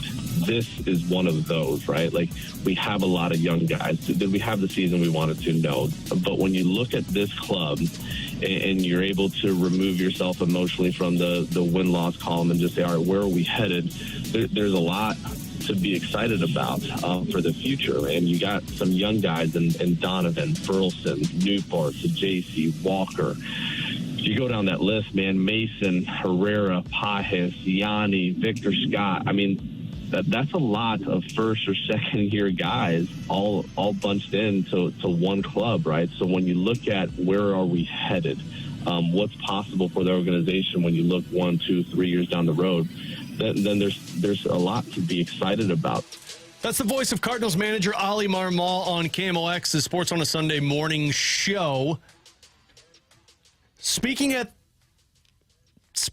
the positives from this season as you head into the offseason with another year missing the playoffs.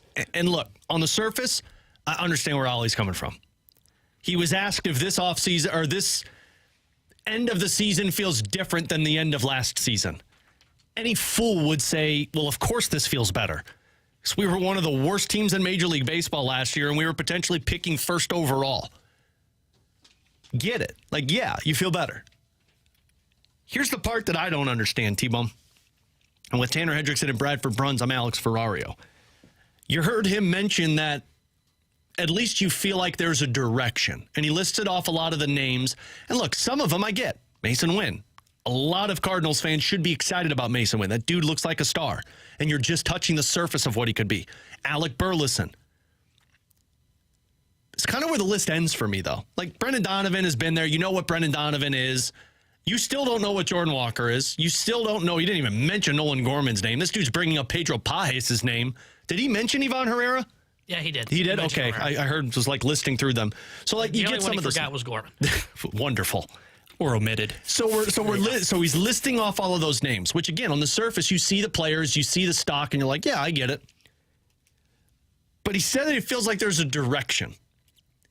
And I think if you were to ask any Cardinals fan what the direction of this Cardinals team is going into next year, they would do the shrug emoji. Ooh. And then I looked at this. So at the end of, now there's still 6 games to go for the Cardinals? Their batting average right now as a team, 248 with a, make sure I got the right number here, on-base percentage of 309, slugging percentage of 388, a 647 OPS. You know what they were at the end of last season? The 250 average, pretty much the same. A 326 on-base percentage. That's better. A 416 slug percentage. That's better. A 730 OPS. That's better. And you're going to sit here and tell me that you feel like there's a direction for this year after your numbers offensively are worse than what last year was. I'm sorry, but I can't buy into that one.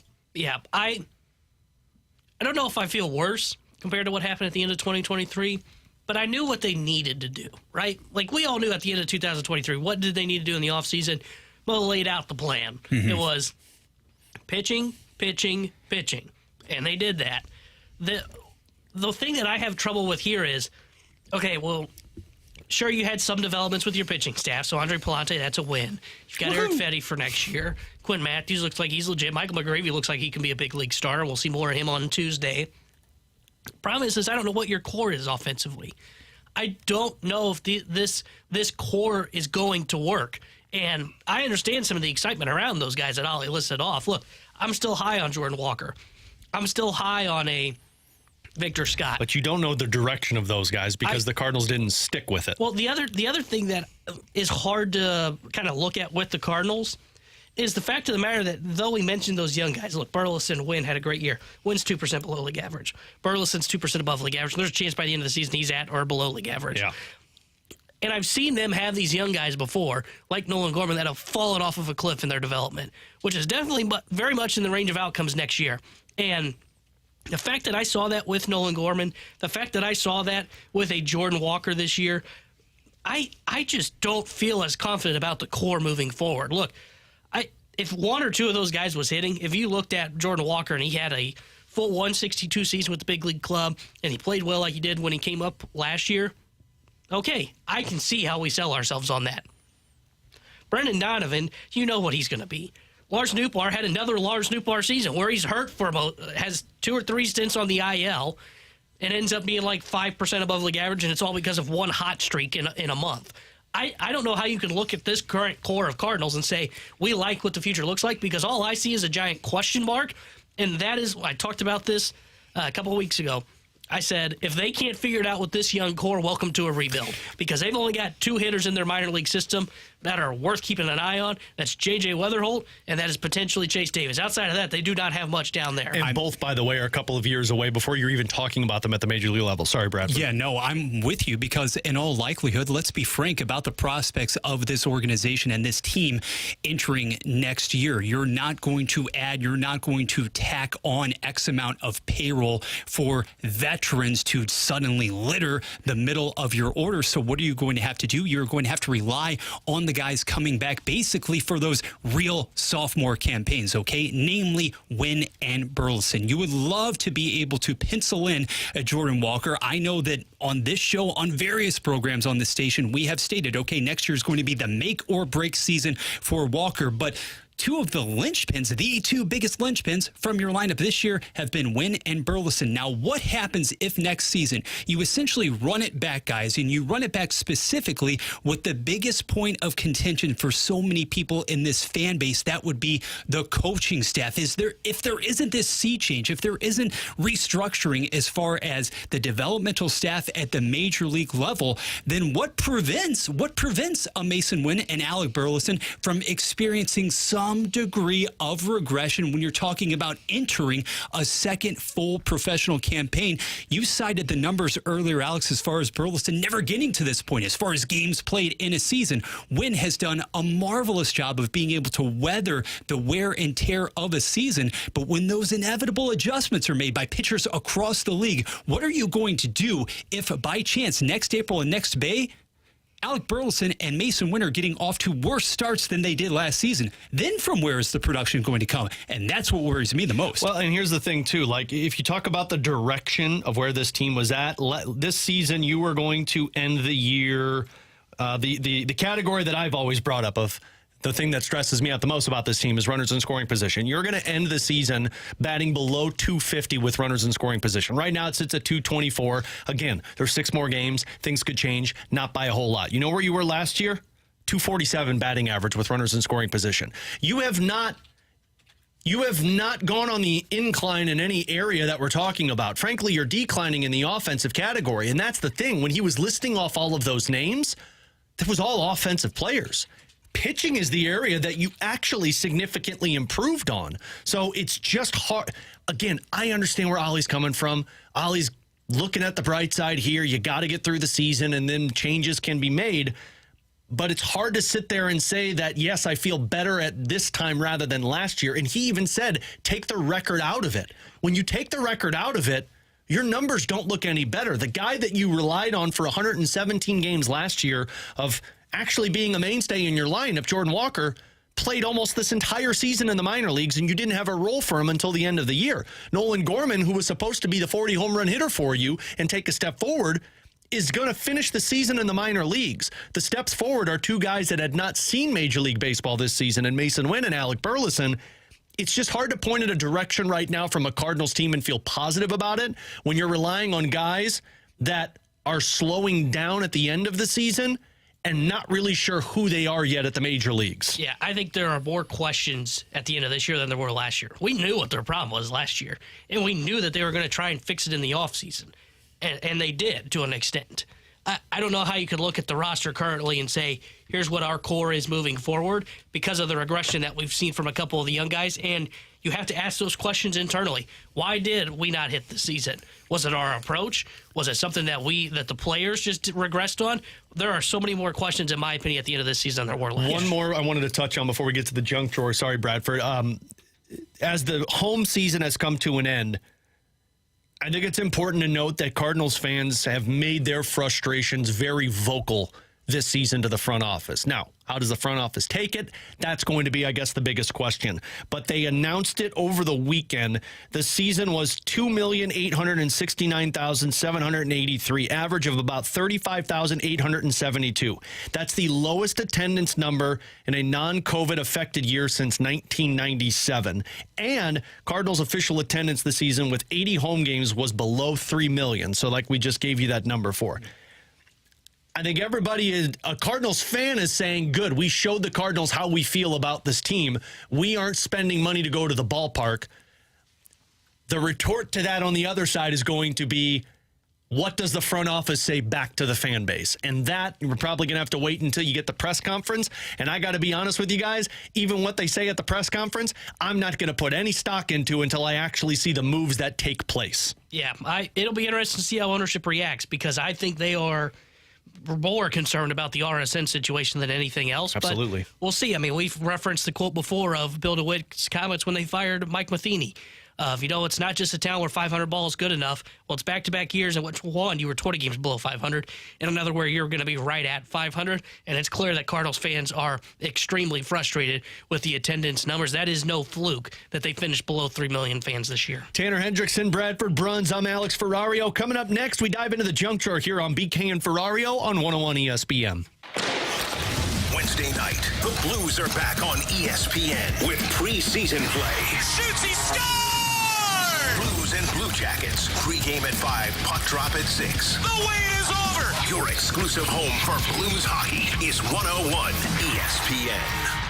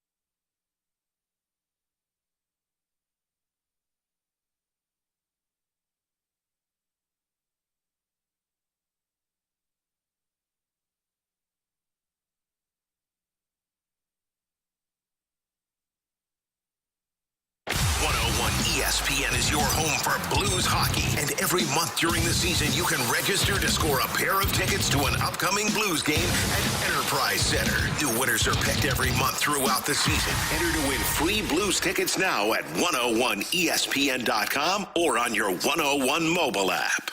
WXOS HD1 East St. Louis. 101 ESPN is driven by Auto Centers Nissan, home of the lifetime warranty and 30-day return. Giving you the picture, the real big St. Louis sports picture. It's BK and Ferrario, live from the Car Shield studio on 101 ESPN. Let's open it up. The Junk Drawer with BK and Ferrario. Brought to you by Fenton Bar and Grill. Best trashed wings in Missouri. Dine in, carry out, 7 days a week.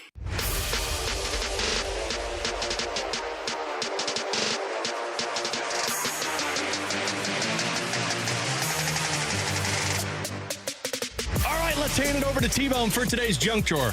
All right, so remember a couple weeks ago, I had brought up how Bull had gotten out and had escaped a rodeo and was running through the crowd going crazy. Oh, yeah. I saw another video.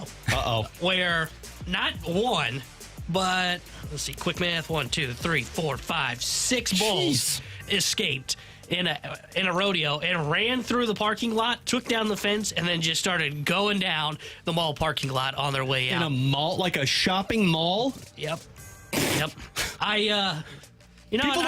People already don't go to the mall. Imagine like the one day you're like, you know what, let's just go check it out. And then you just get stormed by bulls. It's the old Hollywood axiom. The sequel always goes bigger and better. I can't wait for Bullnado, the next movie that comes to FX for us all. What was the show I saw? Oh, 911. You know that TV show that's kind of back now? I think it stars Rob Lowe. Yeah, the Texas one. Yeah, the original one had Jennifer Love Hewitt, Angela Bassett. Yeah, Angela Bassett. Jennifer Love Hewitt, man crush still. Yeah, I saw that they have a Beanado coming for their show. That sounds like something you do in the bathroom. They try to take kind of like live events. Sounds like my Friday night. It's a lot of Beanados. They try to take like not live events, but they try to kind of play it off. Like you remember a couple of years ago, there were like the Killer Hornets that came. Were over. So that's what it is. Is Killer Hornets, and then like in the commercial they have like a Beanado that's going on. I was like, wow, that is quality television. Ripped from the headlines. Yeah. Did you guys watch Sharknado when it came out? No, I've still never seen Sharknado. Did you, Bradford? Only the trailers. You saw the trailers. So I never watched it either. I just wasn't sure if you guys got, for lack of a better phrase and pun intended, swept up in the Sharknado, because like it started where everybody was talking about it, and I'm like, again, I'm one of those guys that like when everybody's in on something, I'm like, no, I'm not going to watch it because you've kind of ruined it for me with your excitement. Sharknado was that for me. Concept just not there for me. Yeah. I will note that in the first trailer for the original classic, Tara Reid's face actually moved a millimeter, and then 2 years later it couldn't. So for what it's worth, honestly, that is an A++ from Bradford with the insult on Tara Reid's plastic surgery. The Botox, man, it just ruined. You're unbelievable, Bradford. No, he is unbelievable with that. That was incredible. But I brought up this bull story because that's now twice that I've seen bulls running wild at a rodeo. I'm out. I'm never going to I've probably always been, every time the PBR comes through St. Louis, because it goes to Enterprise Center, and it's always funny because you see everybody when they clean up after a Blues game, you see everybody putting like plastic over their equipment.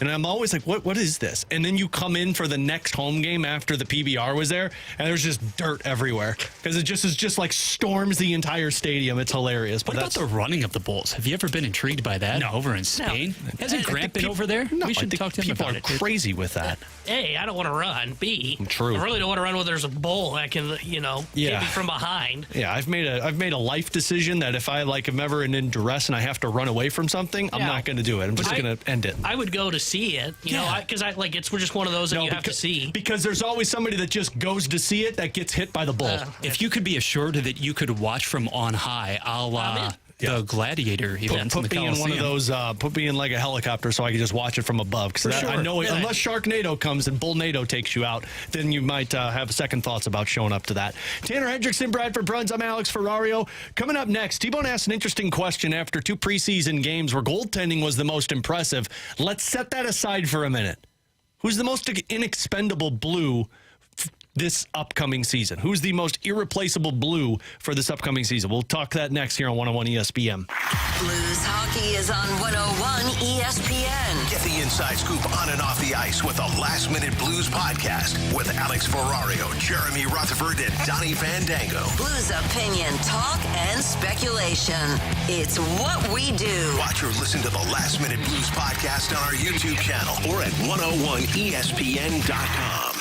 Rhino Shield is far superior to even the best traditional exterior house paint. Rhino Shield is 8 to 10 times thicker than paint and comes with a 25-year transferable warranty. Rhino Shield is the only ceramic coating company that has been chosen by Disney, This Old House, and 3 times on HGTV's Curb Appeal, where every episode is concentrated on unpainted brick, bonds and seals to stucco, wood, hardy, block, color lock, masonite, and more. No better product for those steel aluminum sided homes that have become, chalky and tired looking. We coat sloped and flat roofs to extend their lives too. After 15 years, we've got a great reputation and a superior product. As long as it's affordable, why wouldn't you do it? Before you make the costly mistake of painting with traditional paint, you'd be best served to call Rhino Shield today. We are the experts and our evaluations are free. 877-25-RHINO or 877-25rhino.com. Tell them, ladies. No pain, don't Rhino, go Rhino Shield. Never paint your house again. Rhino Shield.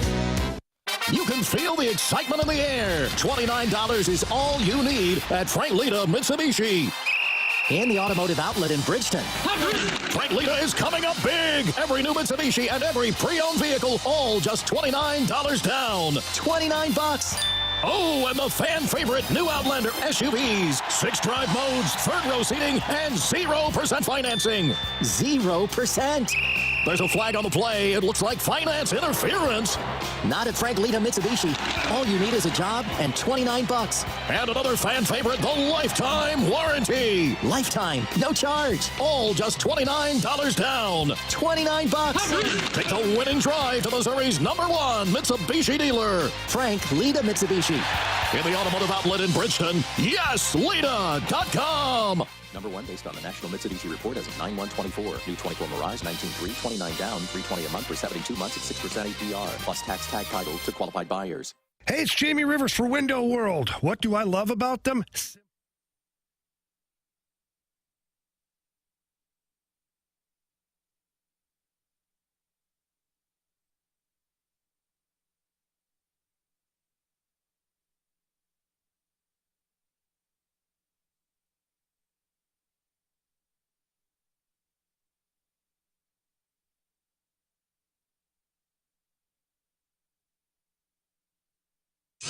We're right back to more of it.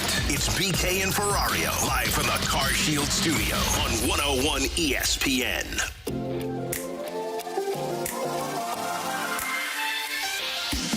So I think if you were to ask this question to any Blues fan before the start of the season and say, hey, look, who's the most irreplaceable player on this roster? I think everybody would say Jordan Binnington. For how last season went and for how unsure we are about this roster around him, you'd point to the goaltender who should have been in the top 3 of Vezina voting last year and say, well, yeah, you lose him, you're in deep trouble. Now, they do have Joel Hofer, but how long does that last? Who knows? But let's set the goalies aside for a moment. We'll get to them momentarily. But if you go off of the position players, and if you say who's the most irreplaceable player on this roster, I think that's where the discussion really comes into play. Because for me, it's Colton Parayko. Because I look at the state of this defense, and as excited as I am about Philip Broberg, you don't have another Colton Parayko on this roster. This is why when people were screaming from the mountaintops 2 years ago, trade Colton Parayko, it's a waste of $6.5 million. You don't need that. I'm thinking if you get rid of that, you are in roster hell for the next however many years until you find your next Colton Parayko. Last year, he proved it. You don't have a guy who's playing 24-plus minutes a night. You don't have a guy who's going up against the other team's top lines on a consistent basis and finding ways to eliminate them. Now, is he perfect? No. But I think he's one of the best at what he does for what he's getting paid. You take Colton Parayko out of this roster, how comfortable are you if Justin Falk's playing 24 minutes a night against Connor McDavid, Connor Bedard, Mark Scheifele, all these top players? Now think about how comfortable you are with Matt Kessel playing 21 minutes a night. And now think about how comfortable you are with playing Scott Perunovich 15, 16 minutes a night. Because that's what life looks like without Colton Parayko. So for me, that's the most irreplaceable player. If you lose Parayko, I don't know how you fix that void unless you go make a trade. And don't get me wrong, I think he's hard to replace. For me, it's Robert Thomas. And it's twofold. One, defensively, I mean, you mentioned it with Parayko. Thomas is the guy that's drawing all your toughest matchups. Two, to me, he's the only guy on this team that's got 100-point potential. I don't know if you would disagree with that or not, but for me, he's the only guy who can get to 100 points on this roster because he's going to get the assist. I mean, he had 60 a year ago, and it's just a matter of is he going to have the goal scoring, and I wouldn't be shocked if he had more assists this season. And the other thing, too, I mean, look at who their number 2 center is right now. It's Booch. And we don't even feel comfortable with that. So right there tells me, hey, if something were to happen to Robert Thomas, this Blues team would be in serious trouble because they would really be testing out their depth at the center position, which is light already, and we've talked about it. It's more of a stopgap year with that number 2 center than anything else, in my opinion. Your hope is that Dvorsky wins the job. It's a long shot, but in a year or two, your hope is Dvorsky is that second-line center. You can put Booch back on that wing. For me, it's Robert Thomas. They don't have the depth of center. They don't have a clear number 2 center, in my opinion, that if Thomas went down, you could shift them back up and have him take over that role for one game, and he does everything. Defensively, offensively, plays the power play, plays the penalty kill. To me, it's Robert Thomas. Tanner, you're really swaying me here potentially because the lack of a true, well-defined number 2 center is certainly something that you have to question. But, Alex, I do find myself swinging in your direction ultimately because that's the thing, the availability, the fact that such a trickle-down effect would be created if you were without Colton Parayko for any sustained period of time. This is somebody who has missed a grand total of 5 games over the past 3 seasons combined, and you just don't have anyone else who's even remotely tailor-made to assume that level of minutes on your blue line. I'm going to also kick it in a slightly different direction here. We understand, obviously, up front on the blue line, the favorites to log the most minutes, the guys who are your linchpins. But of your presumed top 6, let's say, or bottom 6 rather, Alex, as far as forwards are concerned, out of that group, do you have somebody who stands out to you as perhaps the most indispensable of your bottom 6 forwards? Out of your bottom 6 forwards, man, that's a... All things considered. And you too, Tanner. I don't know if you can pluck somebody out of that bottom 6 and me be concerned with it. Because I think you've got 2 centermen that are kind of the same. And honestly, if, like, I'm knocking on wood right now, and I'm not wishing injuries on anybody, but let's say you were to lose a Radek Fox or an Oscar Sundqvist. I think that might not benefit the Blues, but it gives a little experience to maybe a Dvorsky to play a third-line role for a couple of games until he comes back. If a winger goes down, it opens up a spot for Zach Bolduc. If a fourth-liner goes down, you do have Nathan Walker. I think you've got depth at the bottom 6 right now if you were to lose somebody who could fill that void for a short period of time. Now, if you're talking about, like, all season, right, I would probably say, I mean, I know it's only been 1 game, but if you lose a guy like Matthew Joseph, I think you lose that forecheck ability. Like, I think you got a lot of the same. Matthew Joseph is at least something that you haven't had for some time in terms of dude who will go north and retrieve a puck. But other than that, I actually think the Blues are set in their bottom 6 because they're pushing guys who could probably play this season as a third-line forward for you, but they're pushing them to the AHL because they don't want them to come up until they're a top 6 player. That's why they went out there and brought in all those bottom 6 players. Yeah, for me, there's not a guy in the bottom 6 that is one that you worry about, and that sounds harsh to say if you lose him for an extended period of time, because to me, you've got depth. Well, and I think that's a good thing to not worry about a bottom 6. Like, if you're worrying about a bottom 6 player that you lose, your team's not built correctly. Yeah, agreed. I think when you look at them, I mean, they've got the depth for, if they had to, they could put Bolduc or Dvorsky in that role. They've also got Nathan Walker, who, like, if we're being honest, is on the outside looking in for the time being, depending on what happens. Be in the AHL. Depending on what happens, Kapanen could be the guy that's sitting in the press box as well. So maybe you could bring him in, and look, it's not like he's a guy that kind of lights the world on fire, but you know what you're getting out of him, and that's the most important part. So, no, there's not a guy in the bottom 6 for me. I do agree with the sentiment on Colton Parayko. I just feel like you could kind of get away and go back to an offensive mindset team if you had to, if you lost him. I think both are correct. Like, as Tony La Russa would say. Only one can be correct. Yeah, apparently that's how these games work. Don't tell the text line that. But, you know, I do think that this is a scenario where if you lose either of those players, you're in a bad spot. Like, of course, you pluck a Pavel Buchnevich out. That's going to be tough sledding. You take Jordan Kyrou out. That's tough sledding. But at least you have guys that like, okay, well, maybe you can use them in that spot. I don't know who replaces a Robert Thomas. I know who's going to be there. It's going to be Braden Shen. Are you comfortable with Braden Shen as a top 6 centerman? I mean, no. I'm fine with it because I'm a little more optimistic about what his season could be compared to last year. I think there's a large group of Blues fans that look at that and say, nope, I don't want that. I'd rather him be a third-line center, or I'd rather him be on the wing. Dvorsky could play in that role, but if he's not ready, I don't know if you want to force that. The thing about Colton Parayko is I look at that trickle-down effect, and if you lose him, nobody replaces that. You don't have a shutdown defenseman who can eat 24 minutes a night. You lose Broberg, that's tough, but maybe you put somebody up. You lose Ryan Suter, you got P.O. Joseph. You lose Nick Leddy, you've got a couple of guys who can move up. You don't have somebody to move up into that number 1 defenseman role for you that can play all the tough matchups. I know we got to get to a break, but here's a quick question for you. We said to take the goalies out of it. Yeah. If you throw the goalies into this, where does a Jordan Binnington come number on the 1. list? Really? Because for me, he's number 3. Really? He's still behind both of them? Because to me, you don't have a second-line center. So how am I replacing Thomas if Thomas goes down? The same way you did last year. You're going to have to win a lot of tight games. Yeah. Parayko, to your point, like they don't really have another guy that could take on that number 1 role from the right side. And then, like, when I think about Binnington, don't get me wrong, Binnington was awesome last year. You know who else was really good? And, in fact, it sounds like the Blues plan on going more kind of 50-50 or 55-45 this season with? Yeah. Joel Hofer. Now, again, it's only been one season with Joel Hofer, so, like, tough. I'm hesitant to, like, fully say that. But I think if you throw the goalies involved in this, because you have a good backup behind Jordan Binnington, to me, he's probably 3rd on the list of Blues that is kind of inexpendable. It's a really good discussion point because I could totally see where people come in on that. My only thing is Joel Hofer only had to play 30 games last year. And if you remember correctly, he'd be good for a few and then he'd have a bad one. And you had the luxury of the Blues of saying, okay, go ahead and sit for 4 or 5 games, get your head right and come back in. When you're relied upon for 41 games, you're going in almost every other game or every 3rd game. And that's a lot more difficult for a younger player to readjust after a bad game.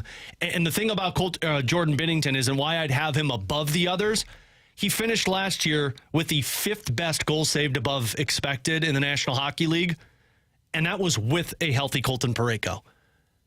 Like, if you take Colton Parayko out, fine, it's going to be a lot of work, but Binnington's still going to be the guy. And if you lose Binnington, I don't know if Joel Hofer's going to be able to do that for 50-plus games next season. So I think you do have 3 cornerstones that are so important, and I know Captain Obvious here, we're talking about goaltending, goal scoring, and defense, but I think the Blues have set up their roster to where they don't have the backup plans if you lose one of those guys, which, like, not many teams do. Not many teams do, but like, if you're the Edmonton Oilers and you lose Connor McDavid for a few weeks, you've got Leon Draisaitl. It's just you're still losing Connor McDavid.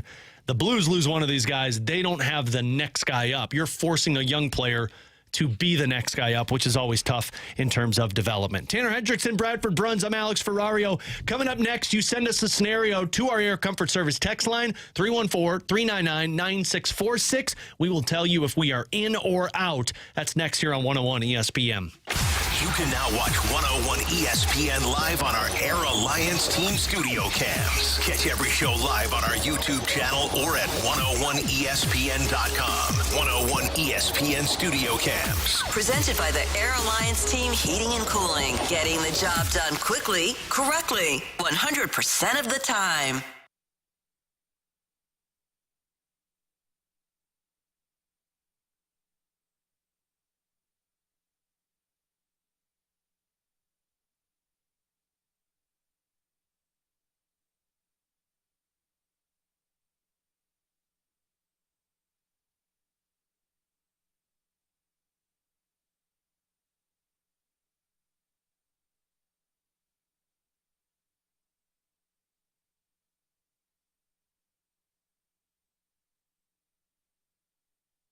The clock is ticking. Diamonds Direct's ultimate offer is almost over. Until September 30th, you can get 5 years of 0% financing on any purchase. It's the perfect chance for worry-free shopping with no interest and monthly payments customized for you. And now open Sunday, September 29th. Take advantage of this amazing opportunity. From luxury timepieces to engagement rings and more. Don't wait. Spread your payments over 5 years with 0 interest on approved credit. Only until September 30th. For details and more, visit DiamondsDirect.com.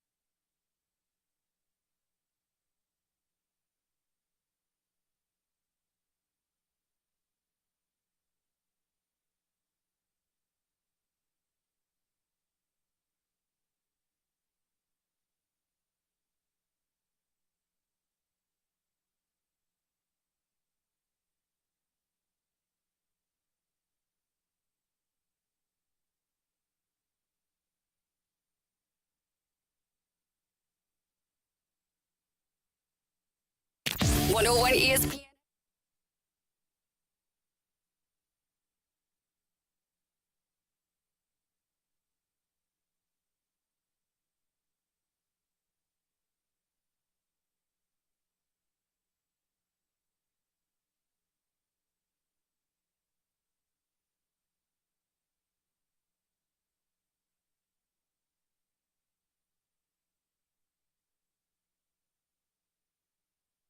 This is exactly where you want to be listening to us. It's BK and Ferrario, live from the Car Shield studio on 101 ESPN.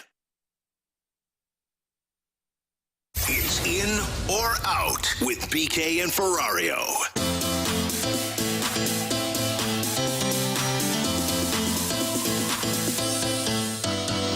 Ooh, 314-399-9646 is our Air Comfort Service text line. You can also check us out over on the Graveyard Chat, up on our YouTube channel at 101 ESPN STL. T-Bone, you think you could have sung that on that one? Oh, for sure. Absolutely, boy. Man, that voice right now. You got that, like, it's that nice in-between sickness where it's like that sexy deepness to it. You know the episode in Friends where Phoebe got sick? She's like, it makes me sound good. That's me right You should get on Tinder right now and just start swiping.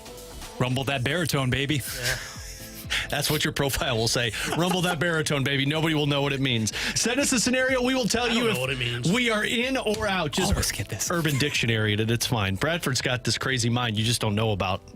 I'll start with this one, fellas. Again, 314-399-9646. In or out, by the end of preseason, we'll be saying Pavel Buchnevich should be on the wing, not the center spot. And you told me we were talking off air about kind of his first game at the center position over the weekend. You told me he won, 33% on the faceoff? 33.7% of the faceoffs. And he was taking a lot of faceoffs on the power play. And I think that's better than what it was, 2 years ago? Oh, yeah. I mean, the first year ago. he did it, he was working with Steve Ott every single day. Now, look, I do think he can improve in the faceoff. You just continue to work at it. I think he said it in Jeremy Rutherford's piece, like, it's like writing with your opposite hand. You got to do it a few times before you get comfortable with it. But, yeah, I mean, his first year... Yes. Oh, yeah. So last year it was 29.9% is how he ended it. Last year he was 37.4%. I mean, you want to be talking about probably around 40% is what you're comfortable with. Here's the other thing. I don't know if people saw this. And again, it's preseason. Who knows? It matters. It does matter. He didn't skate yesterday. Morning skate after they played makes sense, but he blocked a shot off of his shin or something like that. And Banner said, look, just giving him an extra day to rest. That is one thing you got to know. When you play the center position, takes a lot more damage on your body than it does on the wing. Not saying the wings don't, but you're doing a lot more at the center spot. You're responsible for a lot more, specifically on the defensive side. And, man, he's one of those guys that is in the irreplaceable conversation, especially when you talk about the penalty kill and the power play. I'm still not sold on him being the centerman. I know they feel like they can win with him there. I think your best opportunity is to have him on the wing and just put Shen at the second-line center spot. And that point, Alex, about the grueling nature of the position, point-blank period, is exactly why it's pretty impressive that you consider, hey, Braden Shen was able to make it through 82 contests in each of the past 2 seasons. I am in as far as shifting, though. Ultimately, where is he best suited to play? What overall is going to give you the best opportunity as a team, as a club? It is at wing in the here and now. I understand you try to make it work, but long-term, we're going to see him at wing. T-Bone? Guys, the Cardinals have 6 games left on their schedule. Starting tomorrow night, 3 at Colorado, then 3 at San Francisco. They are 79 and 77. In or out, they will finish above 500. Not at 500, above 500. So I think I'm going to say in, because I think you win both series. I think you beat Colorado, and then you play San Francisco, correct? By that time, you're going to have a lot more of the younger guys. You're going to have more of your younger guys. I'm going to say in on this. I think you win the series in Colorado. San Francisco one, I'd say up in the air, but I'll say in.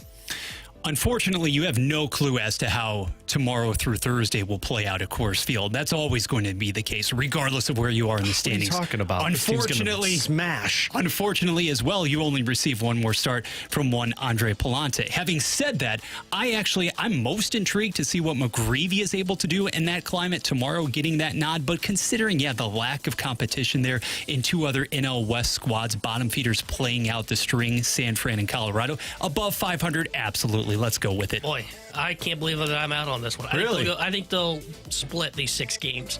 So I think they'll go right at 500, 82 and 82. The reason I say that is because you look at Colorado. I mean, you mentioned weird stuff happens. Weird stuff happens in Colorado, and for how bad Colorado is, they're respectable. So you think they'll go 3-3, but isn't 3-3, wouldn't that put them above 500? No, because they would be at 82 wins if that's the case, I believe. Yes. Yeah.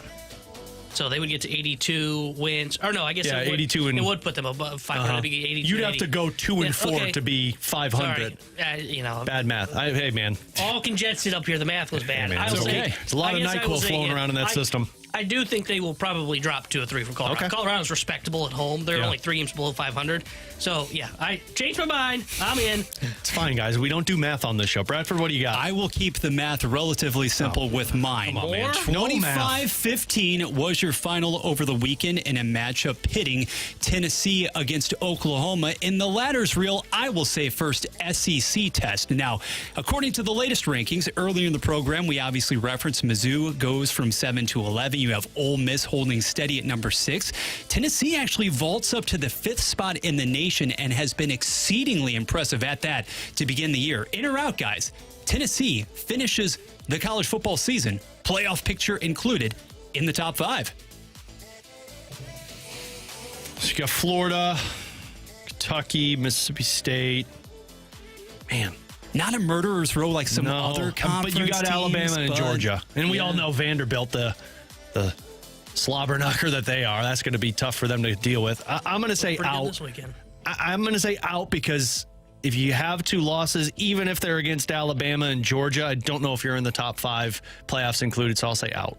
I think I'm going to go out, but I think it's going to be close. Yeah. I think they beat one of Georgia or Alabama. And You do? You think they get 1 win? I mean, they look awesome. Offensively, they looked lights out. Nico, that quarterback that they have, he looks fantastic. And they've got like a legitimately good defense. Now, the reason I'm a little hesitant to fully buy in is because I think Oklahoma stinks. Like, let's just call Oklahoma what they are, right? Good for I think MU. there's a chance when I think I thought Vanderbilt stunk too, and look what happened. I think when MU plays them, they won't be ranked. So that's why I don't go full in and say they're top 5. I do think they are a playoff team, though. That Heupel locomotive is rolling, and I think if you just concede that the Vols fall, in both of those games, 2 Georgia, 2 Alabama, 2 losses, you can still get into that playoff picture. I fully believe. Look at how the rankings are assembled and aligned right now with respect to the SEC powerhouses. At the end of the season, if Tennessee has just those 2 losses, maybe makes some noise in the first round or 2, gets to the second round of the college football playoff, I think it's very realistic realistic. I will actually say in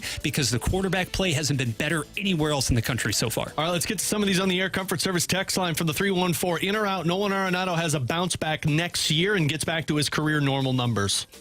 Out. I mean, there's nothing to look to for Nolan Arenado to say, yeah, he's going to bounce back this next season with the Cardinals. I mean, you look at just his batted ball profile, and look, I understood what he was saying in that postgame cut we played earlier, where he said, hey, it's a hard place to hit. You hit the ball hard, and you don't end up getting rewarded for it. His hard hit percentage is 11th percentile. His barrel rate, 8th percentile. Average exit velo, 8th percentile. And I get like those advanced dirty numbers aren't everything. They're telling for a guy that's getting older. And yeah. I would be shocked if he bounces back next season. I'm out. The Cardinals need to operate this offseason. If they're trying to contend, they need to operate on this is the version of Nolan Arenado they're getting for the remainder of his contract. 390-something slug. If you're even remotely approaching that terrain of 80 runs batted in, at this point in his career, 33 years old, I would consider that a moderate success. But as far as reclaiming the former territory, absolutely not. I'm afraid that those days, especially in the Gateway City, are long gone. I'm out. Yeah, I'm out on this as well. If Nolan Arenado wants to get back to his career numbers, you're going to have to be dominant on the road. You even heard him say it in his quote that we played earlier, which you can go back and check it out on our podcast page, 101ESPN.com, presented by Dobbs Tire and Auto Centers. He said, even when you hit it well at Busch Stadium, you don't get rewarded. That's a guy who understands it's tough to hit home runs at Busch Stadium. He's been, at least in the last couple of years when he was in those MVP conversations, he's torn it up on the road. So, you're going to get back to those numbers. You're going to have to be dominant on the road. So I'm going to say out on this one regardless. Let me check his numbers here at home because I think he's only got 7 home runs at home this season. Sorry, I'm not looking at this year. I'm looking at his career because this year he stinks. Let's see. Find the ballpark, Busch Stadium. He's hit 273, has a 794 OPS. You know what I call his comment about Busch Stadium being hard hit? A, it's true. B, it's baloney for him. Yeah. He's just not slugging. That's what it is for Nolan Arenado. Did he used to hit at Busch Stadium? Yeah, when he was playing like Nolan Arenado that we thought you were getting from Colorado. You went from a 450-ish slugging percentage last season all the way down to 390s this year. How do you all of a sudden ramp it up? Don't see it. In or out, one person in the Cardinals front office will be gone after the season ends. Front office. I'll say in. Mo said on the KMOX yesterday, he hinted at it, but then he kind of just talked about Gary LaRocque's position. So I don't want to make too big of a deal out of something that might just be him referencing that position in the front office. But he said it's going to be a busy October. Well, I can read the tea leaves, and that tells me something's coming. I don't know what it is. I don't know if it's just hey, let's hire a new director of player development. I was just going to say, technically you do have to have a new face for front office because the director of player development is not there. But unless you give it to somebody that's already in your front office. I think you're going to hear them announce at some point after the season. My guess is his reference there was to he's probably going to whether be step down at the end of this season or kind of stick around for one more year and have Chaim Bloom be the guy that makes the decisions, and then he just kind of holds that role. More of a, more of a figure than anything else, not as a guy that's making baseball decisions. I think my tinfoil with all of this would be you're going to see a expedited Armstrong and Steen situation. Sure. I don't think it's going to be Armstrong's, or Mo's going to be like Armstrong, where it's I'm going to be here for one more year doing everything while Chaim Bloom learns the ropes. I think it's going to be I'm going to be labeled as the president of baseball operations. Chaim Bloom will be making all of the decisions as the president baseball operation in waiting. That's my tinfoil theory with all of this. Where does Michael Gersh stand in all of this? Congratulations, Michael. You get to be the GM still. Unless they go down that path. And then, that's when I don't know what it really does if you fire a Michael Gersh or fire a Randy Flores. That doesn't change anything with the day-to-day operations. Because Bloom's been here, if he is ultimately the guy, he's had a year to see how everybody does. He's basically, if he is taking over, he's assessed, okay, what is Michael Gersh doing? How is Randy Flores doing as the scouting director? He was watching Gary LaRocque till he announced his retirement.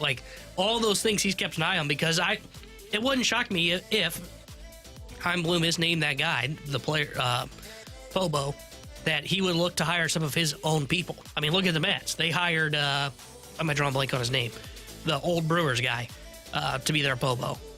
I can't remember Stearns. Stearns, thank you. And he basically pushed out the GM that was active in doing that job, and he's hired all his people.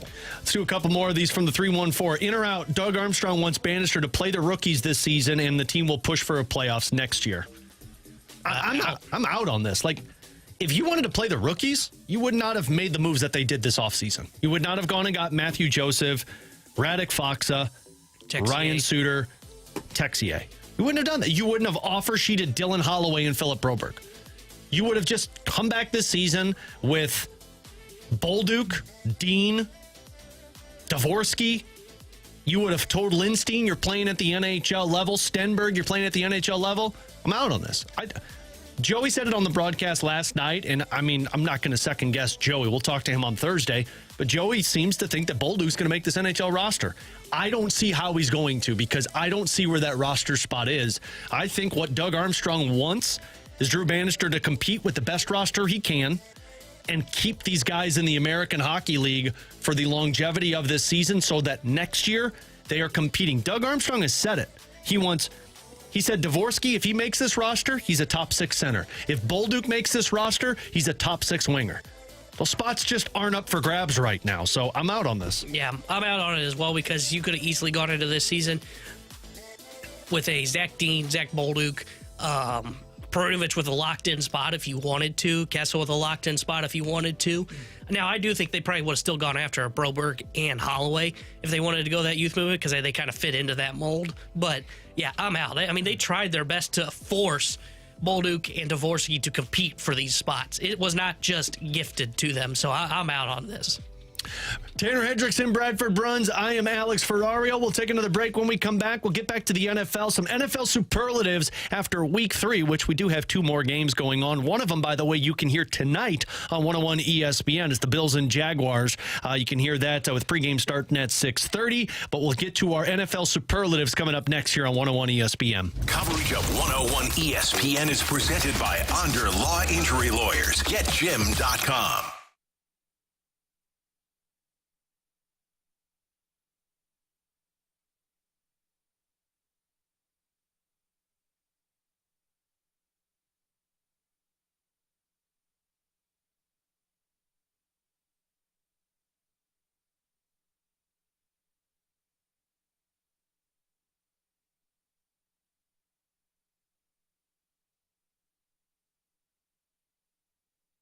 Alex Ferrario back with you to talk about my friends over at Classic Air Care, making people comfortable since 1926. I've been using them since 2016. They've taken care of 2 units that have been over the age of 25, and they've kept them up and running for as long as we've been able to. It stayed with the house until we moved out. My new house, it just conked out about 6 months ago. Had them come out, walk us through the whole process of getting a new one. But I want to talk to you about maintaining your unit, and that means you got to get on the maintenance agreement. And what this is every 6 months, before you flip your heater on, before you flip your AC on, Classic Air Care comes out. They check it, they fine-tune it, they clean it, they make sure it's good to go for the entirety of the season, whether it's the ice-cold weather or the blistering heat. They make sure that it's ready to take care of you. But, and here's the key, for me, if there's any issues, you're at the top of the priority list because you're on the maintenance agreement. So if something's up with your unit throughout the season, you give them a call. They're able to get out there fast and check it and get it fixed for you. They've got knowledgeable technicians. They've got incredible customer service. They know what they're doing and making it comfortable for you and your family. So give them a call today. Get on this maintenance agreement. I promise you it's going to take care of the old unit if you've got one. Call them today. Tell them Alex Ferrario sent you, or you can schedule online at classicaircare.com.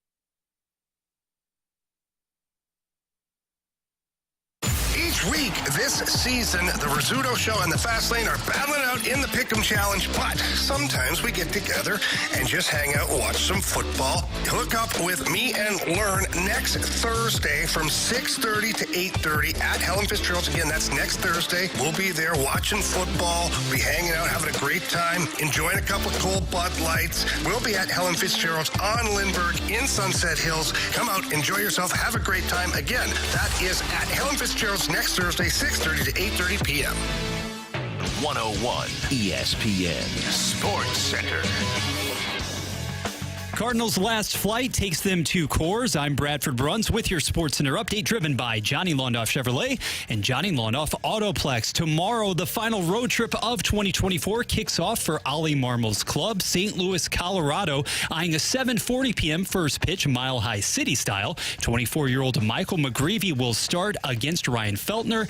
SCL just snagged 2 straight from AL Central champ Cleveland. NFL Week 3 offers another Monday night doubleheader. 101 ESPN features Bills Jags post Fastlane, while Washington visits winless Cincinnati. The Sports Center update was driven by Johnny Londoff Chevrolet and Johnny Londoff Autoplex. See them at londoff.com. Chevy, together we drive. Are you kidding me? Live from the Car Shield studio on 101 ESPN. All right, so with Week 3 almost in the books, you got a doubleheader tonight, Bills and Jaguars, which you can hear here on 101 ESPN, and Bengals and Commanders. But let's go through the games that have wrapped up over the weekend and do a little NFL superlatives. T-Bone, Bradford Bruns, I'm Alex Ferrario. Guys, let's start with the team that has impressed you the most this weekend. It's not just the Minnesota Vikings that we brought up earlier. There were a couple of teams that were impressive once again. So, T-Bone, we'll start with you. Yeah, I like the Vikings were impressive, but the one for me, and I don't know how they won this football game, the LA Rams. I'm with you, dude. That was impressive. I was shocked that they came back and beat San Francisco, let alone because they're missing their top 2 wide receiver weapons. Their offensive line is super banged up. I thought for sure. Now, look, I did say on air on Friday, I think the Rams will keep that game closer than people are expecting because McVay typically has those bounce-back games. I didn't expect them to beat the San Francisco 49ers. They looked like the better team on the football field yesterday, and I get it. San Fran's dealing with injuries. It's nothing compared to what the LA Rams are dealing with. So I was shocked that the Rams were able to pull off that win. I don't think any of us are surprised by the fact, guys, that Seattle laid waste to Miami yesterday by the final of 24-3, but not just for this weekend in a vacuum. But when I look at the body of work so far that's been compiled by the Seahawks, new head coach, obviously, not necessarily a new direction, though. Geno Smith has been fantastic, and I don't believe anybody would have guessed that he would start off the season on this positive of a note. But when you lose Kenneth Walker as well in week number 1, who's supposed to be your bell cow running back, and you're still winning consistently at the point of attack, and it doesn't matter who's taking the handoffs from Smith too. You know that DK Metcalf week in and week out is going to be a beast down the field. This defense is zooming along as well. Suddenly in the NFC West, the Seahawks look pretty darn good. Yeah, that was an impressive one. I think the one for me, though, was the Packers. I mean, when Jordan Love went down, I'm thinking, no way this team's going to keep their head above water. You've picked up 2 wins. Malik Willis looked fine in that game, but that defense was awesome. And I mean, you found ways to just, and look, I know Will Levis stinks, but they were all over him. They were picking him off. I think they had 8 sacks in that game. I know I joked at BK's expense when he talked about the Packers being really good this season, but man, they're clicking on all cylinders, and with the exception of a game played in Brazil at the start of the season, I think the Packers could and should be 3-0. And when they get Jordan Love back, man, that's going to be a dangerous group. So they were the one that's been most impressive to me from week number 3. What about the team that was most disappointing? Don't get me wrong. The Cowboys probably deserve a decent amount of credit here. You ain't wrong there. Tampa? Are we okay? We just got killed by the Broncos at home. They just ran into Bo-mania. 26-7? What the hell was that? Bo-mania stinks. And they just got destroyed yesterday in that game, 26-7. And look, I don't think the Bucs are any team to put down money on to go win the Super Bowl. They're a good team, though, that can compete for the NFC South, and they just went out and laid a total egg at home against the Broncos. Well, one of these teams we praised in the 11 o'clock hour, and I'm going to malign another one. The Los Angeles Chargers. I was starting to really jump on that Harbaugh hype train. You handle the Raiders. You're able to absolutely take care of business in week number 2, and you also jumped out to an early edge against the Pittsburgh Steelers yesterday. I understand that the Herbert injury, it definitely changes the complexion of what you can do on offense, but given how well this team, how well this attack clearly wanted to run the football in the first 2 weeks of the season, and against a team in Pittsburgh, you don't necessarily think, okay, you have to run basically up and down the field with them. Whether that game was in the Steel City or not, that was an opportunity for LA to move to 3-0 on the season against still, in my mind, a suspect opponent, and elsewhere in the AFC West, considering the relative shakiness with which Kansas City has started this season. Yesterday's a game you have to win, in my opinion, albeit early in the schedule, if you're really giving that look of a would-be playoff contender. It needs to be better out of the Chargers. I'm really surprised and disappointed they dropped that one against Pittsburgh by 10. Someone explain to me how the Chicago Bears lost that game. Caleb Williams. Caleb Williams was awesome. Yards. Anthony Richardson was terrible. 167 yards, 2 interceptions, did not throw a touchdown. Couldn't stop Jonathan Taylor, though. And this defense was supposed to be awesome. Here's what's more infuriating. Not infuriating. I'm not a Bears fan. I just bet on the Bears, and they cost me 2 points on our pick'em. We'll reveal those tomorrow. You had the ball in the red zone to where you were about to tie the game up in the second quarter. You ran it 4 times, and you were on the 3-yard line. And guess what? You didn't score a touchdown. I'm cool that Eberflus didn't get anything done. Terrible game call playing. And then the opportunity, you put the ball in the hands of your quarterback, and the first play to tie the game up or potentially take the lead, he drops back and loses the football. I'm kind of done with this Caleb Williams experience. Cooley threw for 300 yards. Cooley got 2 touchdowns, and you were in that football game.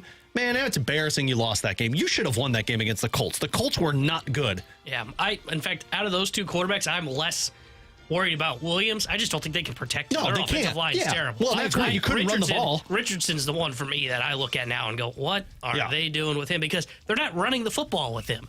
And they're trying to have him as a pocket passer. And as we see, the YOLO offense does not lead to a ton of success. They should have lost that game. Well, you know why? Right. Well, you know why they're running the football. Or they're not running him with the football. They're afraid he's going to hurt himself again. Yeah, but you can't do that. No, you have like Cam Newton 2.0. You drafted him for a reason. You drafted him so he could run the quarterback or run the football as a quarterback. And meanwhile, Caleb Williams is putting it up 50-plus times through the air. The rationale makes no sense. Yeah, well, he's playing YOLO offense. That game, he was just like, I'm going to throw it up and maybe somebody will come down with this one. All right, which contender that drops to 1-2 over the weekend are you most worried about? The 49ers, who lost to the Rams, Falcons, who lost to the Chiefs, or the Cowboys that lost to Baltimore? I think we're all probably on the same page here.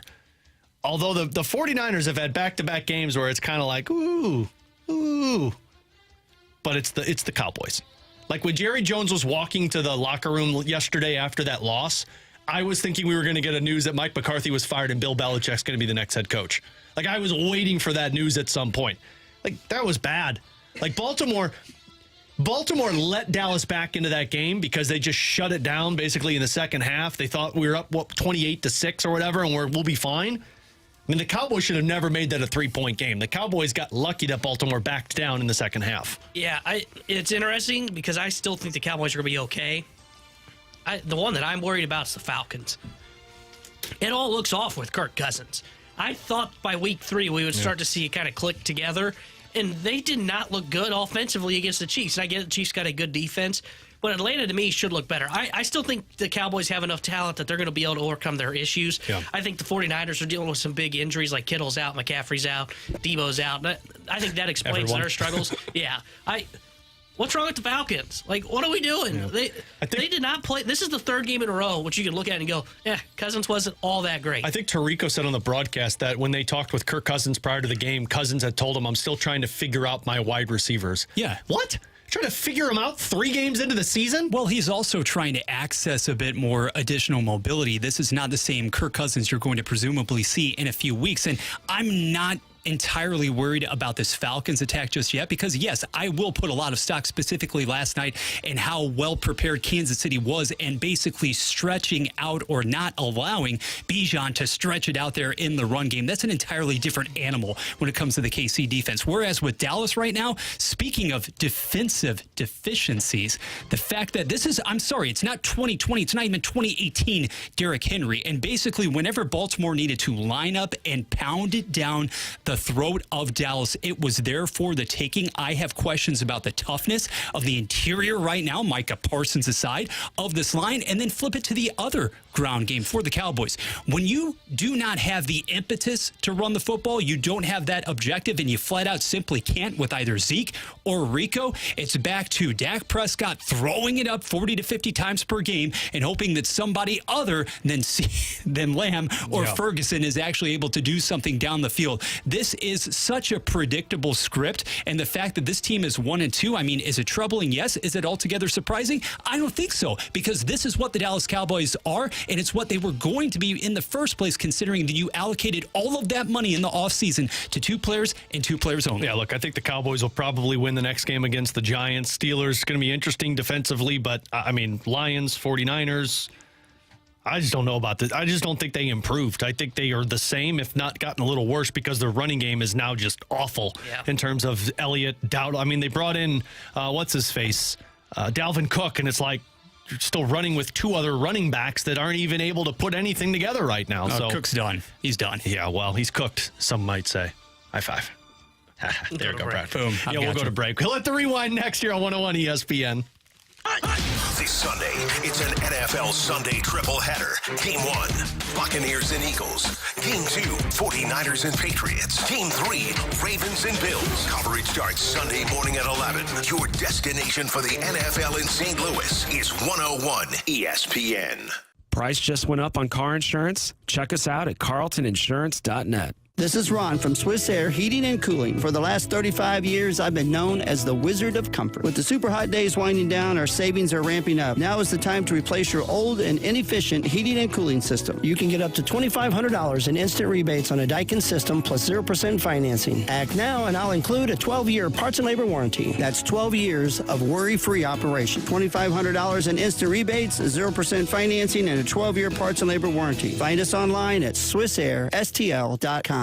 There's nothing more important than the look and feel of your home. So now's the time to make your home your retreat. Replace your tired old windows and doors with Marvin replacement products designed to improve comfort and efficiency. Fisher Window and Door Store, a reputable local company, will guide you through the entire replacement process. Their experts will help you make the right choice for your home, and they'll measure, design, and install your new windows and doors. Hi, I'm Jim Fisher. Since 1941, the Fisher family has provided you with quality American-made building products, including Marvin Windows and Doors. Come visit one of our showrooms in Brentwood or East Alton, and let us help you increase the value of your home. Bring that distinct sense of quality to every room with Marvin.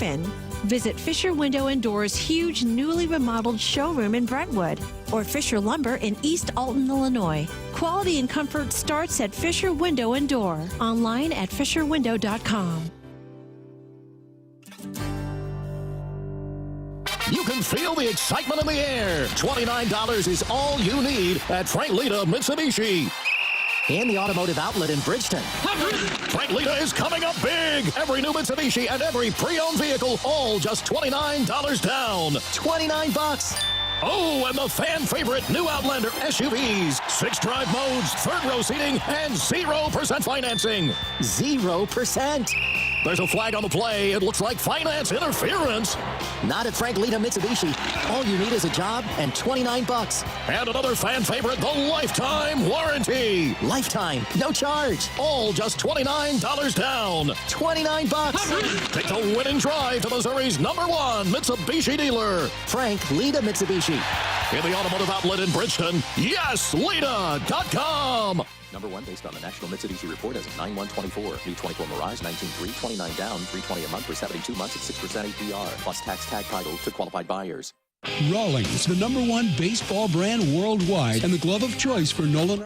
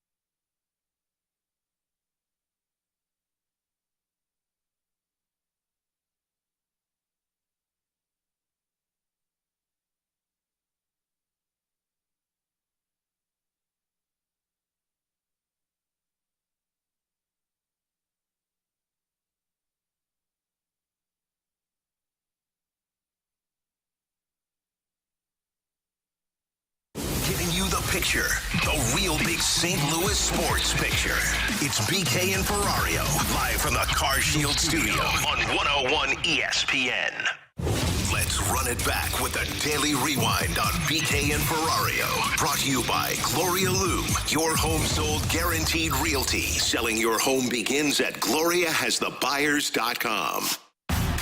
Hey, each week, the Rizzuto Show and Fastlane battling in the Pick'em Challenge. Sometimes they come together to hang out and watch football. So you can learn from the Riz Show and Rivs from the Fastlane this Thursday at 6:30 until 8:30 at Helen Fitzgerald. You can come watch Thursday Night Football, get signed up for some Point and 101 ESPN giveaways, and enjoy a cold Bud Light. Thursday, 6:30 to 8:30 with Learn and Jamie Rivers at Helen Fitzgerald's on Lindbergh in Sunset Hills. We'll rewind it now with T-Bone and Bradford Bruns. I'm Alex Ferrario, and guys, we'll wrap it the same way we started it, talking about the Missouri Tigers, who held on for dear life against Vanderbilt, dropped to number 11, but Illinois pulling out the victory over Nebraska and moving up in the standings. What'd you think over the weekend? Yeah, for Missouri, it's just felt off for 4 games, and I understand they're 4-0, and a win's a win, but they feel like they've sleptwalked through the first 4 games from an offensive standpoint. They're going to have to be better if they're going to continue to win in the SEC and take down some of the top opponents on their schedule.